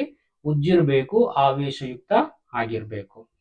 ಸೊ ಆದಾಗ ಒಂದು ವಸ್ತು ಏನಾಗ್ತದ್ರಿ? ಇನ್ನೊಂದು ವಸ್ತುವಿನ ಮೇಲೆ ಅದು ಬಲ ಪ್ರಯೋಗ ಅಲ್ಲಿ ಆಗುತ್ತದೆ. ಅದನ್ನೇ ನಾವು ಸ್ಥಾಯಿ ವಿದ್ಯುತ್ ಬಲ ಅಂತ ಹೇಳಿ ನಾವು ಕರೆಯುತ್ತೇವೆ. ನೆನ್ಪಿಟ್ಕೋಬೇಕು. ಅಂದ್ರೆ ಒಂದು ಆವೇಶಯುಕ್ತ ಕಾಯವು, ಅಂದ್ರೆ ಇಲ್ಲಿ ಆವೇಶ ಯಾವುದಾಗಿದೆ? ಇಲ್ಲಿ ಸ್ಕೇಲ್ ಆಗಿದೆ. ಯಾಕಾಯ್ತು? ಅದನ್ನು ಉಜ್ಜಿದಾಗ ಏನಾಯ್ತು? ಅಲ್ಲಿ ಎಲೆಕ್ಟ್ರಾನ್ಗಳು ಆವೇಶಭರಿತ ಆದವು. ಓಕೆ, ಎಲೆಕ್ಟ್ರಾನ್ಗಳು ಆವೇಶಭರಿತ ಆದವು. ಸೊ ಈ ಕಡೆ ಕೆಳಗಡೆ ಏನದ? ಆವೇಶ ರಹಿತ ವಸ್ತು ಆದ. ಓಕೆ, ಸೊ ಈ ರೀತಿಯಲ್ಲಿ ಒಂದು ಆವೇಶ ಯುಕ್ತ ಕಾಯ ಆವೇಶ ರಹಿತ ಆಗಿರ್ಬೋದು ಕೆಳಗಿನ ವಸ್ತು, ಅಥವಾ ಅದು ಕೂಡ ಆವೇಶಯುಕ್ತ ಆಗಿರ್ಬೋದು. ಬಟ್ ಇಲ್ಲಿ ಆವೇಶ ರಹಿತ ಇದೆ. ಆವೇಶ ರಹಿತ ಇದ್ದಾಗ ಅವು ಎಳ್ಕೋತಾವ, ಒಂದಕ್ಕೊಂದು ಸಮೀಪ ಬರ್ತಾವ. ಇನ್ನು ಎರಡೂ ಆವೇಶ ಭರಿತ ಆದಾಗ ಅವು ದೂರ ಹೋಗ್ತಾವ. ಯಾವ ರೀತಿಯಲ್ಲಿ ಕಾಂತಗಳಲ್ಲಿ ನಾವು ನೋಡಿದ್ವಲ್ಲ, ಸಜಾತಿಯ ಕಾಂತಗಳಿತ್ತಂದ್ರೆ ದೂರ ಹೋಗ್ತಿದ್ವು, ವಿಜಾತಿಯ ಕಾಂತಗಳಿದ್ರೆ ಆಕರ್ಷಣೆ ಆಗ್ತಾ ಇತ್ತು ಅಂತೇಳಿ. ಅದೇ ರೀತಿಯಲ್ಲಿ ಇಲ್ಲೂ ಕೂಡ ಸೇಮು. ಇಲ್ಲಿ ಎರಡೂ ಕೂಡ ಆವೇಶ ಭರಿತವಾಗಿದ್ರೆ ದೂರ ಹೋಗ್ತಾವ. ಒಂದು ಆವೇಶ ಭರಿತ, ಇನ್ನೊಂದು ಆವೇಶ ರಹಿತ ಇದ್ರೆ ಅವು ಪರಸ್ಪರ ಆಕರ್ಷಣಕ್ಕೆ ಒಳಗಾಗ್ತವ. ನೆನ್ಪಿಟ್ಕೋಬೇಕು. ಈ ರೀತಿಯಲ್ಲಿ ಇದು ಸ್ಥಾಯಿ ವಿದ್ಯುತ್ ಬಲ ರೀ. ಸ್ಥಾಯಿ ವಿದ್ಯುತ್ ಬಲ ಬಗ್ಗೆ ಕೂಡ ನಾವು ತಿಳ್ಕೊಂಡಿದ್ವಿ. ಸೊ ಈಗಾಗ್ಲೇ ನಾನು ನಿಮ್ಗೆ ಹೇಳಿದ್ನಲ್ಲ, ಎರಡೂ ಕೂಡ ಆವೇಶ ಭರಿತವಾಗಿದ್ರೆ ಅವು ದೂರ ಹೋಗ್ತಾವ ಅಂತೇಳಿ. ಅದಕ್ಕೆ ಸಂಬಂಧಪಟ್ಟ ಹಾಗಿರುವಾಗ್ಲೇನೆ ಇಲ್ಲಿ ಒಂದು ಚಟುವಟಿಕೆ ಇದೆ. ಇಲ್ಲಿ ಎರಡೂ ಬಲೂನ್ಗಳನ್ನು ಒಂದು ಟೇಬಲ್ಗೆ ಅಂಟಿಸಿದ್ದಿ. ಎರಡೂ ಬಲೂನ್ಗಳನ್ನು ಕೂಡ ನೀವು ಒಂದೇ ರೀತಿಯಲ್ಲಿ ಆವೇಶ ಭರಿತಗೊಳಿಸಿದಾಗ ನೋಡ್ರಿ, ಬಲೂನ್ಗಳು ಎರಡು ಏನಾಗ್ತಾ ಇದೆ? ದೂರ ಹೋಗ್ತಾ ಇದೆ. ಈ ಆವೇಶಗಳಲ್ಲಿ ಎರಡು ರೀತಿಯ ಆವೇಶಗಳು ಇರ್ತಾವೆ, ಒಂದು ಧನ ಆವೇಶ, ಒಂದು ಋಣ ಆವೇಶ ಅಂತ ಹೇಳಿ. ಸೊ ಎರಡೂ ಕೂಡ ಧನ ಆವೇಶಗಳು ಅಥವಾ ಋಣ ಆವೇಶಗಳು ಆಗಿದ್ರೆ ಅವು ದೂರ ಹೋಗ್ತಾವ. ಒಂದು ಧನ ಆವೇಶ ಇನ್ನೊಂದು ಋಣ ಆವೇಶ ಇದ್ರೆ ಏನಾಗ್ತಾವ್ರಿ? ಅವು ಪರಸ್ಪರ ಆಕರ್ಷಣೆಗೆ ಒಳಗಾಗ್ತಾವ. ಸೊ ಸೇಮ್ ಕಾಂತದಲ್ಲಿ ಆದ ರೀತಿಯಲ್ಲಿ ಇಲ್ಲಿ ಕೂಡ ಆಗುತ್ತದೆ. ನೆನ್ಪಿಟ್ಕೋಬೇಕು. ಇನ್ನು ನಾವು ಮುಂದುವರಿಯುತ್ತದ ಗುರುತ್ವಾಬಲದ ಬಗ್ಗೆ ಈಗ ತಿಳ್ಕೊಳ್ಳೋಣ. ಮೂರನೇದು, ಯಾವುದೇ ವಸ್ತುವನ್ನು ಮೇಲಕ್ಕೆ ಎಸೆದರೂ ಅಥವಾ ಕೈಯಿಂದ ಬಿಟ್ಟರೂ ಅದು ಏನಾಗ್ತದ? ಅಂತಿಮವಾಗಿ ಅದು ಕೆಳಗೆನೆ ಬರುತ್ತದೆ, ನೆಲದ ಕಡೆಗೆನೆ ಬರುತ್ತದೆ. ಹೌದಾ? ಹಾಗಾದ್ರೆ ಇದನ್ನೇ ನಾವು ಗುರುತ್ವ ಅಂತ ಹೇಳಿ ಕರಿತೀವಿ. ಗುರುತ್ವ ಅನ್ಬಹುದು ಅಥವಾ ಗುರುತ್ವಾಕರ್ಷಣೆ ಅನ್ಬಹುದು. ಯಾಕೆ ಹೋಗ್ತಾ ಇದೆ ಕೆಳಗಡೆನಪ್ಪ ಅಂದ್ರೆ, ಭೂಮಿ ಇಲ್ಲಿ ಕಾರಣ. ಭೂಮಿ ಏನ್ ಮಾಡ್ತಾ ಇದೆ? ಭೂಮಿಯು ವಸ್ತುಗಳನ್ನು ತನ್ನೆಡೆಗೆ ಆಕರ್ಷಿಸುವ ಅಥವಾ ಎಳೆಯುವ ಬಲವನ್ನೇ ಗುರುತ್ವ ಬಲ ಅಥವಾ ಸರಳವಾಗಿ ಗುರುತ್ವಾಕರ್ಷಣೆ ಎಂದು ಕರೆಯಲಾಗುತ್ತದೆ. ನೋಡಿ, ಚೆನ್ನಾಗಿ ನೆನ್ಪಿಟ್ಕೋಬೇಕು. ಈ ಸಂಪರ್ಕ ರಹಿತ ಬಲಗಳಲ್ಲಿ 3 ವಿಧಗಳಿದ್ವಲ್ಲ, ಒಂದು ಕಾಂತೀಯ ಬಲ, ಇನ್ನೊಂದು ಸ್ಥಾಯಿ ವಿದ್ಯುತ್ ಬಲ, ಈಗ ಮೂರನೇದು ಗುರುತ್ವ ಬಲ. ಆ ಆ ಉಳಿದ ಎರಡು ಬಲಗಳಿಗೆ ಹೋಲಿಸಿದ್ರೆ ಈ ಗುರುತ್ವ ಬಲ ಸ್ವಲ್ಪ ಡಿಫರೆಂಟ್. ಯಾಕೆ ನೋಡಿ, ಗುರುತ್ವ ಬಲವು ಯಾವಾಗಲೂ ಆಕರ್ಷಣ ಬಲವಾಗಿಯೇ ಇರುತ್ತದೆ. ಯಾವಾಗಲೂ ವಸ್ತುಗಳನ್ನು ತನ್ನ ಕಡೆಗೆ ಎಳ್ಕೋತದಷ್ಟೇ, ಅದು ವಸ್ತುಗಳನ್ನು ತಳ್ಳುವುದಿಲ್ಲ. ಆದ್ರೆ ಕಾಂತೀಯ ಬಲ ಮತ್ತು ಸ್ಥಾಯಿ ವಿದ್ಯುತ್ ಬಲ ಏನ್ ಮಾಡ್ತಾ ಇತ್ತು, ಆಕರ್ಷಣನೂ ಮಾಡ್ಕೊತಾ ಇತ್ತು, ವಿಕರ್ಷಣೆ ಕೂಡ ಅದು ಮಾಡ್ತಾ ಇತ್ತು. ಸೊ ಈ ರೀತಿಯಲ್ಲಿ ಈ ದಿನನಿತ್ಯದ ಉದಾಹರಣೆಗಳನ್ನು ನೀವು ನೋಡಬಹುದು. ಇವೆಲ್ಲವುಗಳು ಕೂಡ ಗುರುತ್ವ ಬಲಕ್ಕೆ ಉದಾಹರಣೆಗಳಾಗಿರ್ತವೆ. ಒಂದು ವಸ್ತುವನ್ನು ನಾವು ಬಿಟ್ಟಾಗ ಅದು ಕೆಳಗಿನೇ ಬೀಳ್ತದ, ಗಿಡದಿಂದ ಹಣ್ಣುಗಳು ಕೆಳಗಿನೇ ಬೀಳ್ತವ, ನೀವು ಜಿಗಿದಾಗ ಕೂಡ ಗಾಳಿಯಲ್ಲಿ ಕೆಳಗಿನೇ ಬರ್ತೀರಿ, ನೀವು ಬಾಲನ್ನು ಮೇಲಕ್ಕೆ ಎಸೆದಾಗ ಕೂಡ ಅದು ಕೆಳಗಿನೇ ಬರುತ್ತದೆ. ಓಕೆ, ನೀವು ನೀರಿನಲ್ಲಿ ಈಜಾಡುವಾಗ ಮೇಲೆ ಜಂಪ್ ಮಾಡಿದ್ರು ಕೂಡ ನೀವು ಮೇಲಕ್ಕೆ ಹೋಗ್ಲಾರ್ದೆ ಕೆಳಗನೆ ಬೀಳ್ತೀರಿ. ಇವೆಲ್ಲವುಗಳು ಕೂಡ ಗುರುತ್ವ ಬಲಕ್ಕೆ ಉದಾಹರಣೆಗಳಾಗಿವೆ. ಸೊ ಇನ್ನೊಂದು ಮುಖ್ಯವಾದ ಕಾನ್ಸೆಪ್ಟ್ಗೆ ಈಗ ನಾವು ಬಂದಿದ್ದೇವೆ, ತೂಕ ಮತ್ತು ಅದರ ಅಳತೆ ಕಡೆಗೆ ಬಂದಿದ್ದೇವೆ. ಏನಿದು ತೂಕ? ಯಾವುದೇ ಒಂದು ವಸ್ತುವಿನ ಮೇಲೆ ಭೂಮಿಯು ಬೀರುವ ಗುರುತ್ವ ಬಲವನ್ನೇ ಆ ವಸ್ತುವಿನ ತೂಕ ಎಂದು ಕರೆಯಲಾಗುತ್ತದೆ. ನೋಡಿ, ಪ್ರತಿಯೊಂದು ವಸ್ತುವಿಗೂ ಕೂಡ ತೂಕ ಬೇರೆ ಬೇರೆ ಆಗಿರುತ್ತದೆ. ಯಾಕಂದ್ರೆ ಪ್ರತಿಯೊಂದು ವಸ್ತುವಿಗೂ ಕೂಡ ಬೇರೆ ಬೇರೆ ಗಾತ್ರದಲ್ಲಿ ಇರುತ್ತದೆ. ಸೊ ಭೂಮಿ ಪ್ರತಿಯೊಂದು ವಸ್ತುವನ್ನು ತನ್ನ ಕಡೆಗೆ ಎಳ್ಕೋತಾ ಇದೆ. ಎಷ್ಟು ಎಳ್ಕೋತಾ ಇದೆ ಅನ್ನುವುದೇ ಆ ವಸ್ತುವಿನ ತೂಕ ಆಗುತ್ತದೆ. ನೋಡ್ರಿ, ಯಾವುದೇ ಒಂದು ವಸ್ತುವಿನ ಮೇಲೆ, ಇಲ್ಲ ಉದಾಹರಣೆಗೆ ಒಂದು ಆಪಲ್ ಇದೆ, ಭೂಮಿಯು ಬೀರುವ ಗುರುತ್ವ ಬಲ, ಈ ವಸ್ತುವಿನ ಮೇಲೆ ನಮ್ಮ ಈ ಭೂಮಿ ಎಷ್ಟು ಗುರುತ್ವ ಬಲವನ್ನು ಹಾಕಿ ತನ್ನ ಕಡೆಗೆ ಎಳ್ಕೋತಾ ಇದೆ ಅನ್ನುವುದೇ ತೂಕ. ತೂಕ ಅನ್ನೋದು ಕೂಡ ಈಗ ಬಲನೇ ಆಯ್ತು. ಹಾಗಾಗಿ ಇದರ ಏಕಮಾನ ಕೂಡ ಏನಾಗ್ತದ, ನ್ಯೂಟನ್ನೇ ಆಗ್ತದ. ಈ ತೂಕವನ್ನು ಹೇಗೆ ಅಳಿತಾರ ನೀವು ನೋಡ್ತಾ ಇರ್ಬೋದು. ಸ್ಪ್ರಿಂಗ್ ತ್ರಾಸು ಅಂತೇಳಿ, ಸ್ಪ್ರಿಂಗ್ ಬ್ಯಾಲೆನ್ಸ್ ಅಂತೇಳಿ ಈ ಒಂದು ಉಪಕರಣದ ಸಹಾಯದಿಂದ ಇದನ್ನು ತೂಕವನ್ನು ನಾವು ಅಳೆಯುತ್ತೇವೆ. ಹೇಗೆ ಅಳಿತಾರ? ಆ ಸ್ಪ್ರಿಂಗ್ ತ್ರಾಸ್ ಒಳಗಡೆ ಏನಿರ್ತದ, ಈ ಸ್ಪ್ರಿಂಗ್ ಹೆಸರು ಹೇಳಿದಂಗೆ ಆ ಸ್ಪ್ರಿಂಗ್ ತ್ರಾಸ್ ಒಳಗಡೆ ಈ ತರ ಸ್ಪ್ರಿಂಗ್ ಇರ್ತದೆ. ನೀವು ನೋಡ್ತಾ ಇರ್ಬೋದು, ಈ ತರ ಸ್ಪ್ರಿಂಗ್ ಇರುತ್ತದೆ. ಕೆಳಗಡೆ ಏನ ಮಾಡ್ತಾರಪ್ಪ ಅಂದ್ರೆ ಬೇರೆ ಬೇರೆ ಆಕಾರದ ಬೇರೆ ಬೇರೆ ತೂಕದ ವಸ್ತುಗಳನ್ನಲ್ಲಿ ಕಟ್ಟೆ ಹಾಕ್ತಾರ, ಜೋತ್ ಹಾಕ್ತಾರ, ನೇತ್ ಹಾಕ್ತಾರ. ಅವಾಗ ಏನಾಗ್ತದ್ರೆ ಆ ಸ್ಪ್ರಿಂಗ್ ಕೆಳಗಡೆ ಹಿಂಗ ಬರ್ತದ. ಆ ಸ್ಪ್ರಿಂಗ್ ಎಷ್ಟು ಕೆಳಗೆ ಬಂತು ಅನ್ನುವ ಆಧಾರದ ಮೇಲೆನೆ ಆ ವಸ್ತುವಿನ ತೂಕವನ್ನು ಅಳಿತಾರೆ. ಇದೇ ಚಟುವಟಿಕೆ ಇದೆ, ಇಲ್ಲಿ ನೀವು ಒಂದ್ಸಲ ಬೇಕಿದ್ರೆ ನೋಡ್ಕೋಬಹುದು. ಸೊ ನಿಜವಾಗ್ಲೂ ಈಗ ಸ್ಪ್ರಿಂಗ್ ತ್ರಾಸ್ ಹೇಗೆ ಕೆಲಸ ಮಾಡುತ್ತೆ ಅಂತ ನಾವು ನೋಡೋದಾದ್ರೆ, ಸ್ಪ್ರಿಂಗ್ ತ್ರಾಸ್ನಲ್ಲಿ ಒಂದು ಸುರುಳಿ ಆಕಾರದ ಸ್ಪ್ರಿಂಗ್ ಇರುತ್ತದೆ.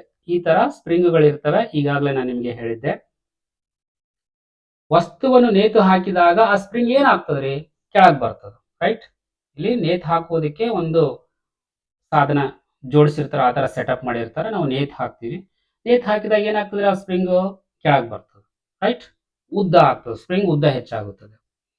ಸ್ಪ್ರಿಂಗ್ ಉದ್ದದಲ್ಲಿ ಉಂಟಾಗುವ ಹೆಚ್ಚಳವು ವಸ್ತುವಿನ ತೂಕಕ್ಕೆ ನೇರವಾಗಿ ಅನುಪಾತದಲ್ಲಿ ಇರುತ್ತದೆ. ಇದರಿಂದ ವಸ್ತುವಿನ ತೂಕವನ್ನು ಅಳೆಯಬಹುದು.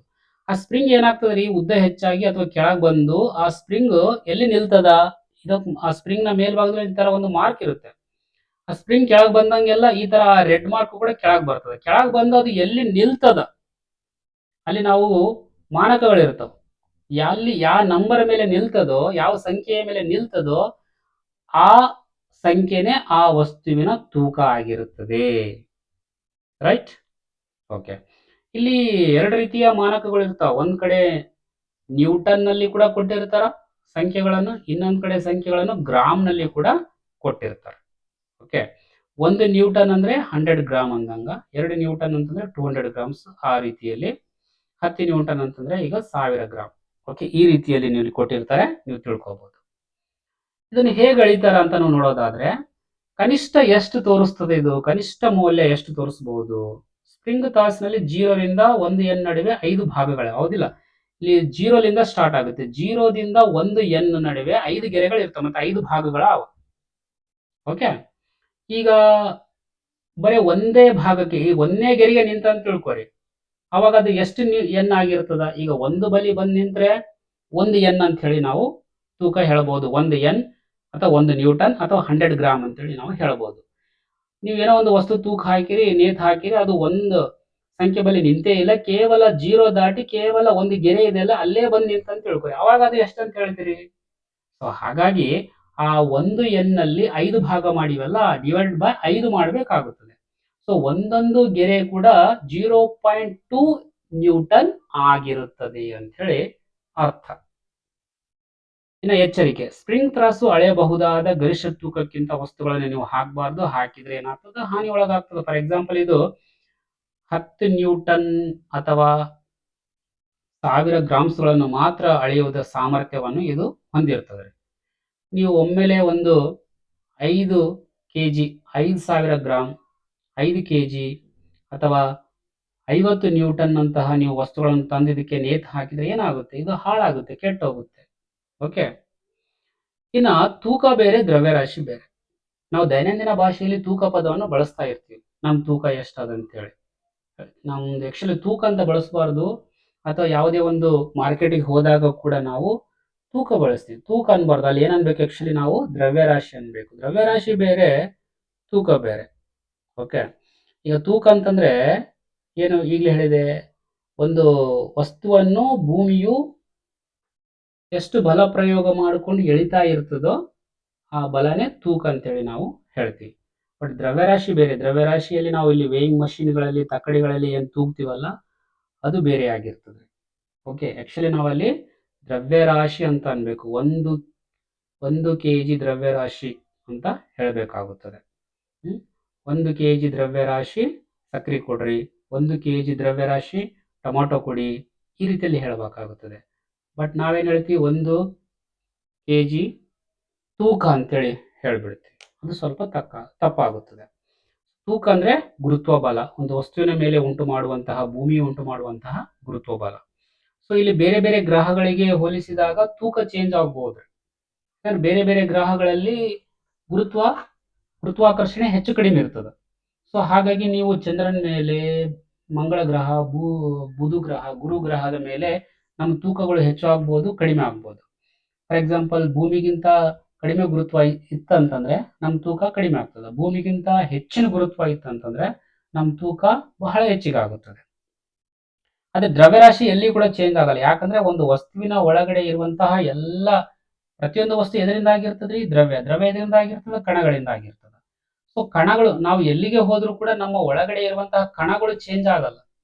ಹಾಗಾಗಿ ನಮ್ಮ ದ್ರವ್ಯರಾಶಿ ಫಿಕ್ಸ್ ಆಗಿರ್ತದೆ, ಹೆಚ್ಚು ಕಡಿಮೆ ಆಗುವುದಿಲ್ಲ. ಒಂದು ವಸ್ತುವಿನ ಒಳಗಡೆ ಇರುವಂತಹ ಎಲ್ಲಾ ಕಣಗಳ ಒಟ್ಟು ರಾಶಿನೇ ಆ ವಸ್ತುವಿನ ದ್ರವ್ಯ ರಾಶಿ.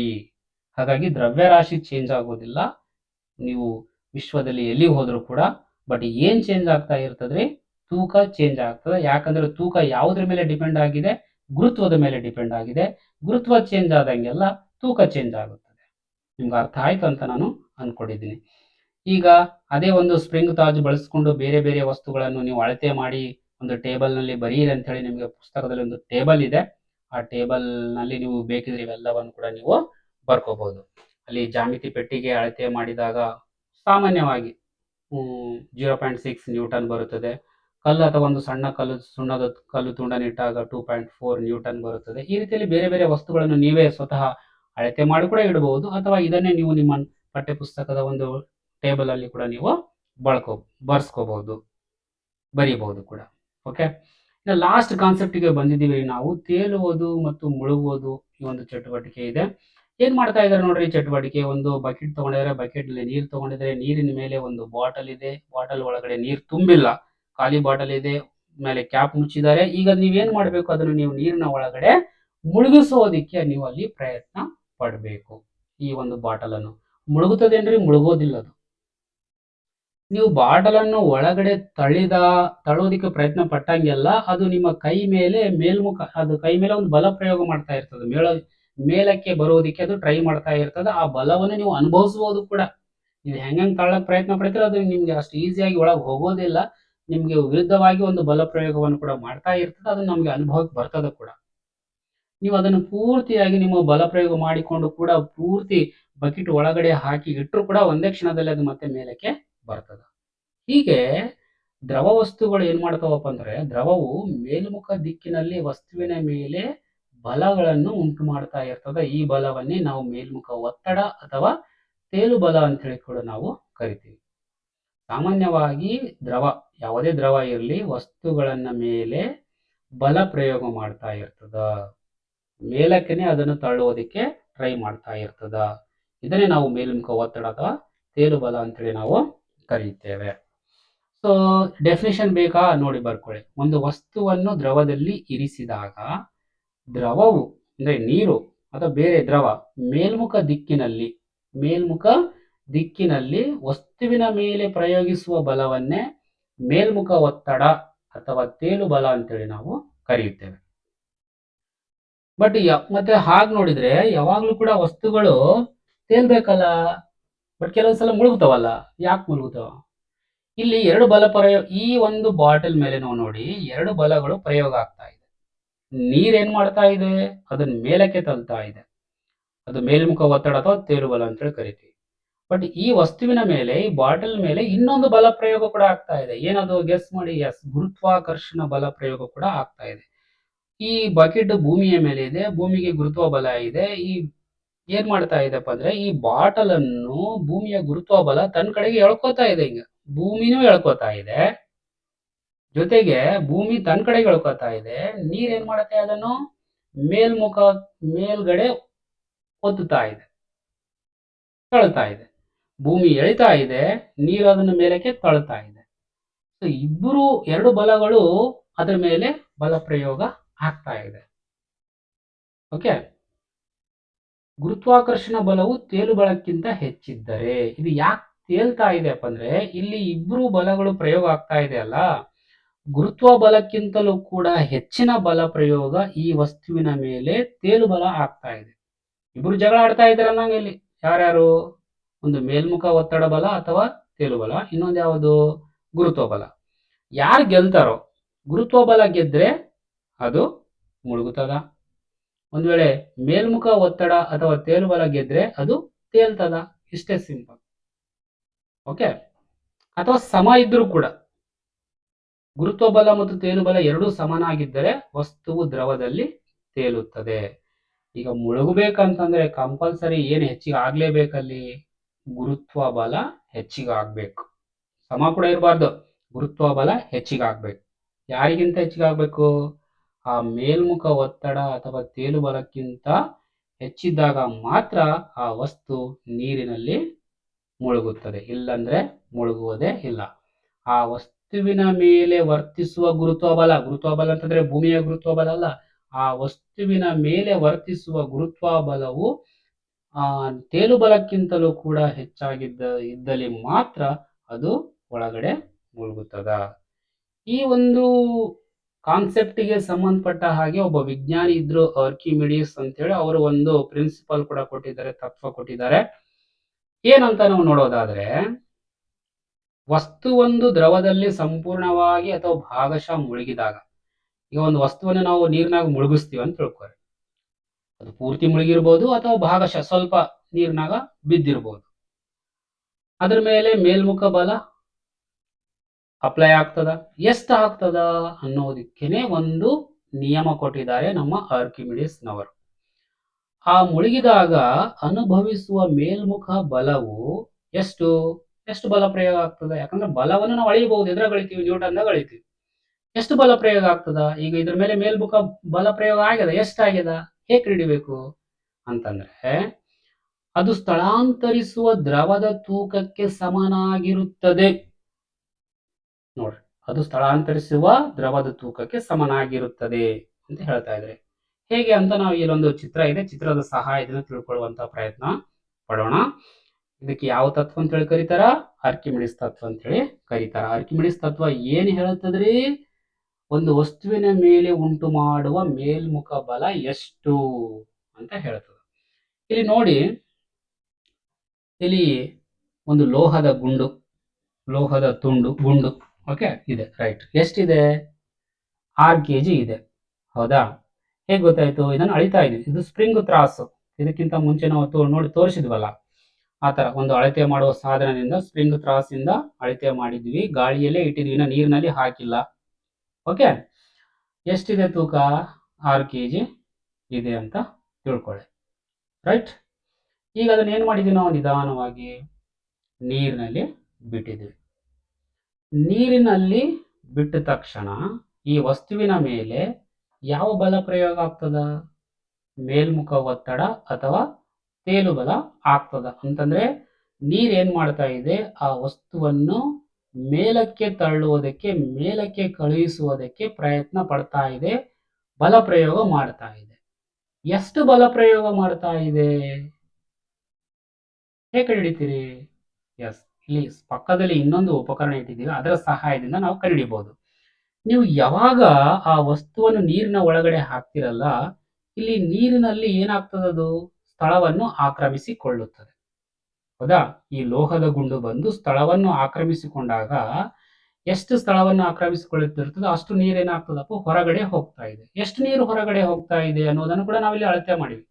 ಎಷ್ಟು ನೀರು ಒಳಗಡೆ ಹೋಗಿದರೆ 2 kg ಅಷ್ಟು ನೀರು ಹೊರಗಡೆ ಬಂದಿದೆ. ಇಲ್ಲಿ ನಾವು ತೂಕ ಮಾಡಿ ಮತ್ತೆ 2 kg ಅಷ್ಟು ನೀರು ಹೊರಗಡೆ ಬಂದಿದೆ. ಹಾಗಾಗಿ 2 kg ಅಷ್ಟು ಇದು ಬಲ ಪ್ರಯೋಗ ಮಾಡ್ತಾ ಇದೆ ಅಂತ ಅರ್ಥ. ಅರ್ಥ ಆಗ್ತಾ ಇದೆಯಾ? ಎಷ್ಟು ನೀರನ್ನು ಸ್ಥಳಾಂತರ ಮಾಡಿದೆಯೋ ಅಷ್ಟು ಬಲ ಪ್ರಯೋಗ, ಮೇಲ್ಮುಖ ಬಲ ಪ್ರಯೋಗ ಆಗ್ತಾ ಇದೆ. 2 kg ಅಷ್ಟು ಅದು ಮೇಲಕ್ಕೆ ತಳ್ತಾ ಇದೆ. ಹಾಗಾಗಿ ಅದು 4 kg ತೂಕನೇ ಆಗಿದೆ. ಈಗ ನೀರಿನ ಒಳಗಡೆ ವಸ್ತುಗಳು ಯಾಕೆ ತೂಕ ಕಡಿಮೆ ಆಗ್ತಾ ಇದೆ ಅಂತಂದ್ರೆ ಇದಕ್ಕೆ ಕಡಿಮೆ ಆಗ್ತಾ ಇದೆ. ಎಷ್ಟು ಕಡಿಮೆ ಆಗ್ತಾ ಇರ್ತದೋ, ಎಷ್ಟು ಕೆಜಿ ಕಡಿಮೆ ಆಗ್ತಾ ಇರ್ತದೋ ಅಷ್ಟು ಕೆಜಿ ಬಲ ಪ್ರಯೋಗ ಆಗ್ತಾ ಇರ್ತದೆ. ಇಲ್ಲಿ ಕೆಜಿ ಅನ್ನೋದಕ್ಕಿಂತ ನಾವು ಆಕ್ಚುಲಿ ಅಷ್ಟು ನ್ಯೂಟನ್ ಬಲ ಪ್ರಯೋಗ ಆಗ್ತಾ ಇದೆ ಅಂತ ಹೇಳಿ ಕೂಡ ನಾವು ಹೇಳ್ಬಹುದು. ಬಟ್ ಇಲ್ಲಿ ಕೆಜಿಯಲ್ಲಿ ನಾವು ನಿಮ್ಗೆ ಈಸಿಯಾಗಿ ಅರ್ಥ ಆಗ್ತಂತ ಹೇಳಿ ಇಲ್ಲಿ ಚಿತ್ರ ಆ ರೀತಿಯಲ್ಲಿದೆ. ಒಟ್ಟಾರೆಯಾಗಿ 6 kg ಇದ್ದಿದ್ದು 4 kg ಯಾಕಾಯ್ತಪ್ಪ ಅಂತಂದ್ರೆ ಈ ನೀರಿನ ಒಳಗಡೆ ಹಾಕಿದಾಗ 2 kg ಅಷ್ಟು ನೀರು ಹೊರಗೋಯ್ತು. 2 kg ಅಷ್ಟು ಅಲ್ಲಿ ಬಲ ಪ್ರಯೋಗ ಆಗ್ತಾ ಇದೆ ಅದನ್ನು ಮೇಲಕ್ಕೆ ತಳ್ಳೋದಕ್ಕೆ. ಹಾಗಾಗಿ ಈಗ ಆ ಲೋಹದ ಗುಂಡಿನ ತೂಕ 4 kg ಆಗಿದೆ, 4 ನ್ಯೂಟನ್ ಆಗಿದೆ ಅಂತ ಹೇಳಿ ಕೂಡ ನೀವು ಹೇಳ್ಬೋದು. ಈ ರೀತಿಯಲ್ಲಿ ನಿಮಗೆ ಈಸಿಯಾಗಿ ಅರ್ಥ ಆಗುವುದಕ್ಕೆ ನಾನು ಹೇಳ್ತಾ ಇದ್ದೀನಿ. ಸೊ ಅರ್ಥ ಆಗಿದೆ ಅಂತ ಹೇಳಿ ನನಗೆ ಅನಿಸ್ತಾ ಇದೆ. ಸೊ ಈಗ ಪಾಠದ ಆರಂಭದಲ್ಲಿ ನಿಮ್ಗೆ ಒಂದು ಕಾನ್ಸೆಪ್ಟ್ ಇತ್ತು. ಇದು ಇಬ್ಬರು ಹುಡುಗಿಯರು ಸೈಕಲ್ ಸವಾರಿ ಮಾಡುವಂತ ಕಾನ್ಸೆಪ್ಟ್. ಈ ಕಾನ್ಸೆಪ್ಟ್ ಆಧಾರದ ಮೇಲೆ ಈಗ ನಾನು ನಿಮ್ಗೆ ಕೆಲವೊಂದು ಪ್ರಶ್ನೆಗಳನ್ನು ಕೇಳ್ತೀನಿ, ನೀವು ಪಟಾಪಟ್ ಉತ್ತರವನ್ನು ಕೊಡ್ಬೇಕ್ರಿ. ಏನಿದೆ ಪ್ರಶ್ನೆಗಳು ನೋಡ್ತಾ ಹೋಗೋಣ. ಈಗ ಸೈಕಲ್ ಸವಾರಿ ಆರಂಭ ಮಾಡ್ತಾರೆ ಇಬ್ಬರು ವಿದ್ಯಾರ್ಥಿಗಳು. ಸೊನಾಲಿ ಮತ್ತು ರಾಗಿಣಿ ತಮ್ಮ ಹಳ್ಳಿಯ ಸುತ್ತಲಿನ ಸುಂದರ ಭೂದೃಶ್ಯಗಳನ್ನು ಅನ್ವೇಷಿಸಲು ಸೈಕಲ್ ಸವಾರಿ ಆರಂಭಿಸ್ತಾರ. ಇಲ್ಲ ಆಲ್ರೆಡಿ ನಾನು ಪ್ರಶ್ನೆ ಕೊಟ್ಟಿನಿ, ಉತ್ತರ ಕೊಟ್ಟಿನಿ, ಆದ್ರೂ ಕೂಡ ನೀವು ಗೆಸ್ ಮಾಡಬಹುದು. ಹಾಗೆ ಈಗ ಸೈಕಲ್ ತುಳಿಯಕ ಸ್ಟಾರ್ಟ್ ಮಾಡ್ತಾರಲ್ಲ, ಸೈಕಲ್ ಮುಂದಕ್ಕೆ ಹೋಗ್ಬೇಕಲ್ಲ, ಮುಂದಕ್ಕೆ ಹೋಗ್ಬೇಕಂತಂದ್ರೆ ಅಲ್ಲಿ ಬಲ ಪ್ರಯೋಗ ಆಗ್ಬೇಕು. ಯಾವ ಬಲ ಪ್ರಯೋಗ ಆಗ್ತಾ ಇದೆ? ಇಲ್ಲಿ ನಾನು ನಿಮ್ಗೆ ಆಕ್ಚುಲಿ ಇದನ್ನ ಹೈಡ್ ಮಾಡಬೇಕಾಗಿತ್ತು. ಇರ್ಲಿ, ನಮ್ಮ ವಿದ್ಯಾರ್ಥಿಗಳಿದ್ದೀರಿ ನೀವು, ಪರವಾಗಿಲ್ಲ, ಹೇಳಿ ನೋಡೋಣ. ಸ್ನಾಯು ಬಲ ಪ್ರಯೋಗ ಆಗ್ತಾ ಇದೆ. ಸೈಕಲ್ ಮುಂದಕ್ಕೆ ಹೋಗ್ಬೇಕಲ್ಲ, ಬಲ ಪ್ರಯೋಗ ಆಗ್ಬೇಕಲ್ಲ. ಬಲ ಅಂತಂದ್ರೆ ಏನು? ತಳ್ಳುವುದು ಅಥವಾ ಎಳೆಯೋದು. ಇಲ್ಲಿ ಏನ್ ಮಾಡ್ತಾ ಇದ್ದೀವಿ ನಾವು? ನಮ್ಮ ಕಾಲಿನ ಸ್ನಾಯುಗಳ ಸಹಾಯದಿಂದ ಸೈಕಲ್ ಪೆಡಲ್ ಅನ್ನು ತಳ್ಳಿದಾಗ ಸೈಕಲ್ ಮುಂದಕ್ಕೆ ಹೋಗ್ತಾ ಇದೆ. ಅಂದ್ರೆ ಇಲ್ಲಿ ಸ್ನಾಯು ಬಲ ಬಂತ್ರಿ. ಹೌದಾ? ನೋಡಿ, ಅದೇ ಅದ ಪ್ರಶ್ನೆ. ಸೈಕಲ್ ಚಲಿಸಲು ಯಾವ ಬಲವನ್ನು ಬಳಸಲಾಗುತ್ತದೆ? ಸ್ನಾಯುಗಳ ಸಹಾಯದಿಂದ ಪೆಡಲ್ ತುಳಿಯುವುದರಿಂದ ಸ್ನಾಯು ಬಲವು ಕಾರ್ಯನಿರ್ವಹಿಸ್ತಾ ಇದೆ. ನೋಡ್ರಿ, ಬಲಗಳು ನಾವು ಪ್ರತಿದಿನ ಬಳಸ್ತಾನೆ ಇರ್ತೀವಿ. ಪ್ರತಿಯೊಂದು ಕೆಲಸದಲ್ಲಿ ಬರಿತಾ ಇರ್ತೀರಾ, ಕೈ ಸ್ನಾಯುಗಳು ಆಟ ಆಡ್ತಿರ್ತೀರಾ, ಎಲ್ಲ ಕಾಲಿನ ಸ್ನಾಯುಗಳು, ಕೈ ಸ್ನಾಯುಗಳೆಲ್ಲ ಕೆಲಸ ಮಾಡ್ತಾ ಇರ್ತಾವ. ಏನೇ ಕೆಲಸ ಮಾಡ್ರಿ ಅಲ್ಲಿ ನಿಮ್ಮ ಸ್ನಾಯುಗಳು ಕೆಲಸ ಮಾಡ್ತಾ ಇರ್ತಾವ. ಇನ್ನ ಗಾಳಿಯು ರಭಸವಾಗಿ ಬೀಸುತ್ತಾ ಅವರನ್ನು ಹಿಂದಕ್ಕೆ ತಳ್ಳಿತು. ಅಂದ್ರೆ ಸೈಕಲ್ ತುಳ್ಕೊಂಡು ಹೋಗ್ತಾ ಇರ್ತಾರಲ್ಲ, ಜೋರಾಗಿ ಗಾಳಿ ಬೀಸ್ತದೆ. ಗಾಳಿ ಬೀಸಿದಾಗ ಏನಾಗ್ತದೆ? ಅವ್ರ ಸ್ಪೀಡ್ ಕಡಿಮೆ ಆಗ್ತದೆ. ಗಾಳಿ ವಿರುದ್ಧ ದಿಕ್ಕಿನಿಂದ ಬರ್ತಾ ಇರ್ತದ, ಅವ್ರು ಮುಂದಕ್ಕೆ ಹೋಗ್ತಾ ಇರ್ತಾರೆ, ಅವರ ವಿರುದ್ಧವಾಗಿ ಗಾಳಿ ಬೀಸ್ತದ, ಅವಾಗ ಸೈಕಲ್ ಸ್ಪೀಡ್ ಏನಾಗ್ತದ? ಕಡಿಮೆ ಆಗ್ತದ. ಹಾಗಾಗಿ ಗಾಳಿಯ ವಿರುದ್ಧ ಸವಾರಿ ಮಾಡಲು ಅವರು ಏನ್ ಮಾಡ್ಬೇಕು? ಪೆಡಲ್ಗಳನ್ನು ಬಲವಾಗಿ ತುಳಿಯಬೇಕಾಯಿತು. ಹೌದಾ? ಇಲ್ಲಿ ಯಾವ್ಯಾವ ಬಲಗಳು ಬರ್ತವ್ರಿ? ಘರ್ಷಣೆ ಬಲ ಬರ್ತವೆ. ಅನಿಲದ ಒತ್ತಡ ಅಥವಾ ವಾಯು ಬಲ ಅಂತೇಳಿ ನಾವು ಹೇಳ್ಬೋದು, ಅಥವಾ ಘರ್ಷಣೆ. ಒಂದು ವಸ್ತು ಮುಂದಕ್ಕೆ ಹೋಗುತ್ತಿರುವಾಗ ಅದರ ವಿರುದ್ಧ ದಿಕ್ಕಿನಲ್ಲಿ ಏನು ಬಲ ಪ್ರಯೋಗ ಆಗ್ತಲ್ಲ, ಅದೇ ಘರ್ಷಣೆ ಬಲ ಅಂತೇಳಿ ನಾನು ಈಗಾಗಲೇ ಹೇಳಿದೆ.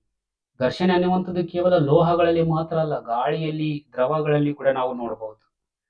ಸೊ ಹಾಗಾಗಿ ಇಲ್ಲಿ ವಾಯುಬಲ ಅಂತಂದ್ರೆ ಗಾಳಿಯಿಂದ ಉಂಟಾಗಿರುವಂತಹ ಘರ್ಷಣೆ ಬಲ ಅಂತೇಳಿ ಅರ್ಥ. ಓಕೆ, ಗಾಳಿಯು ಸೈಕಲ್ ಸವಾರನನ್ನು ಹಿಂದಕ್ಕೆ ತಳ್ಳಲು ಕಾರಣವೇನು? ಚಲನೆಗೆ ವಿರುದ್ಧ ದಿಕ್ಕಿನಲ್ಲಿ ಗಾಳಿಯು ತಡೆಯೊಡ್ಡುವ ಮೂಲಕ ಸಂಪರ್ಕ ಬಲವನ್ನು ಉಂಟು ಮಾಡುತ್ತದೆ. ಗಾಳಿ ಏನ್ ಮಾಡ್ತದ್ರಿ? ಚಲನೆಗೆ ವಿರುದ್ಧ ದಿಕ್ಕಿನಲ್ಲಿ ಇರುವುದರಿಂದ ಅವರ ಮೇಲೆ ನೇರವಾಗಿ ಸಂಪರ್ಕಕ್ಕೆ ಬರುವುದರಿಂದ ಅವರ ಸ್ಪೀಡ್ ಏನಾಗ್ತದ?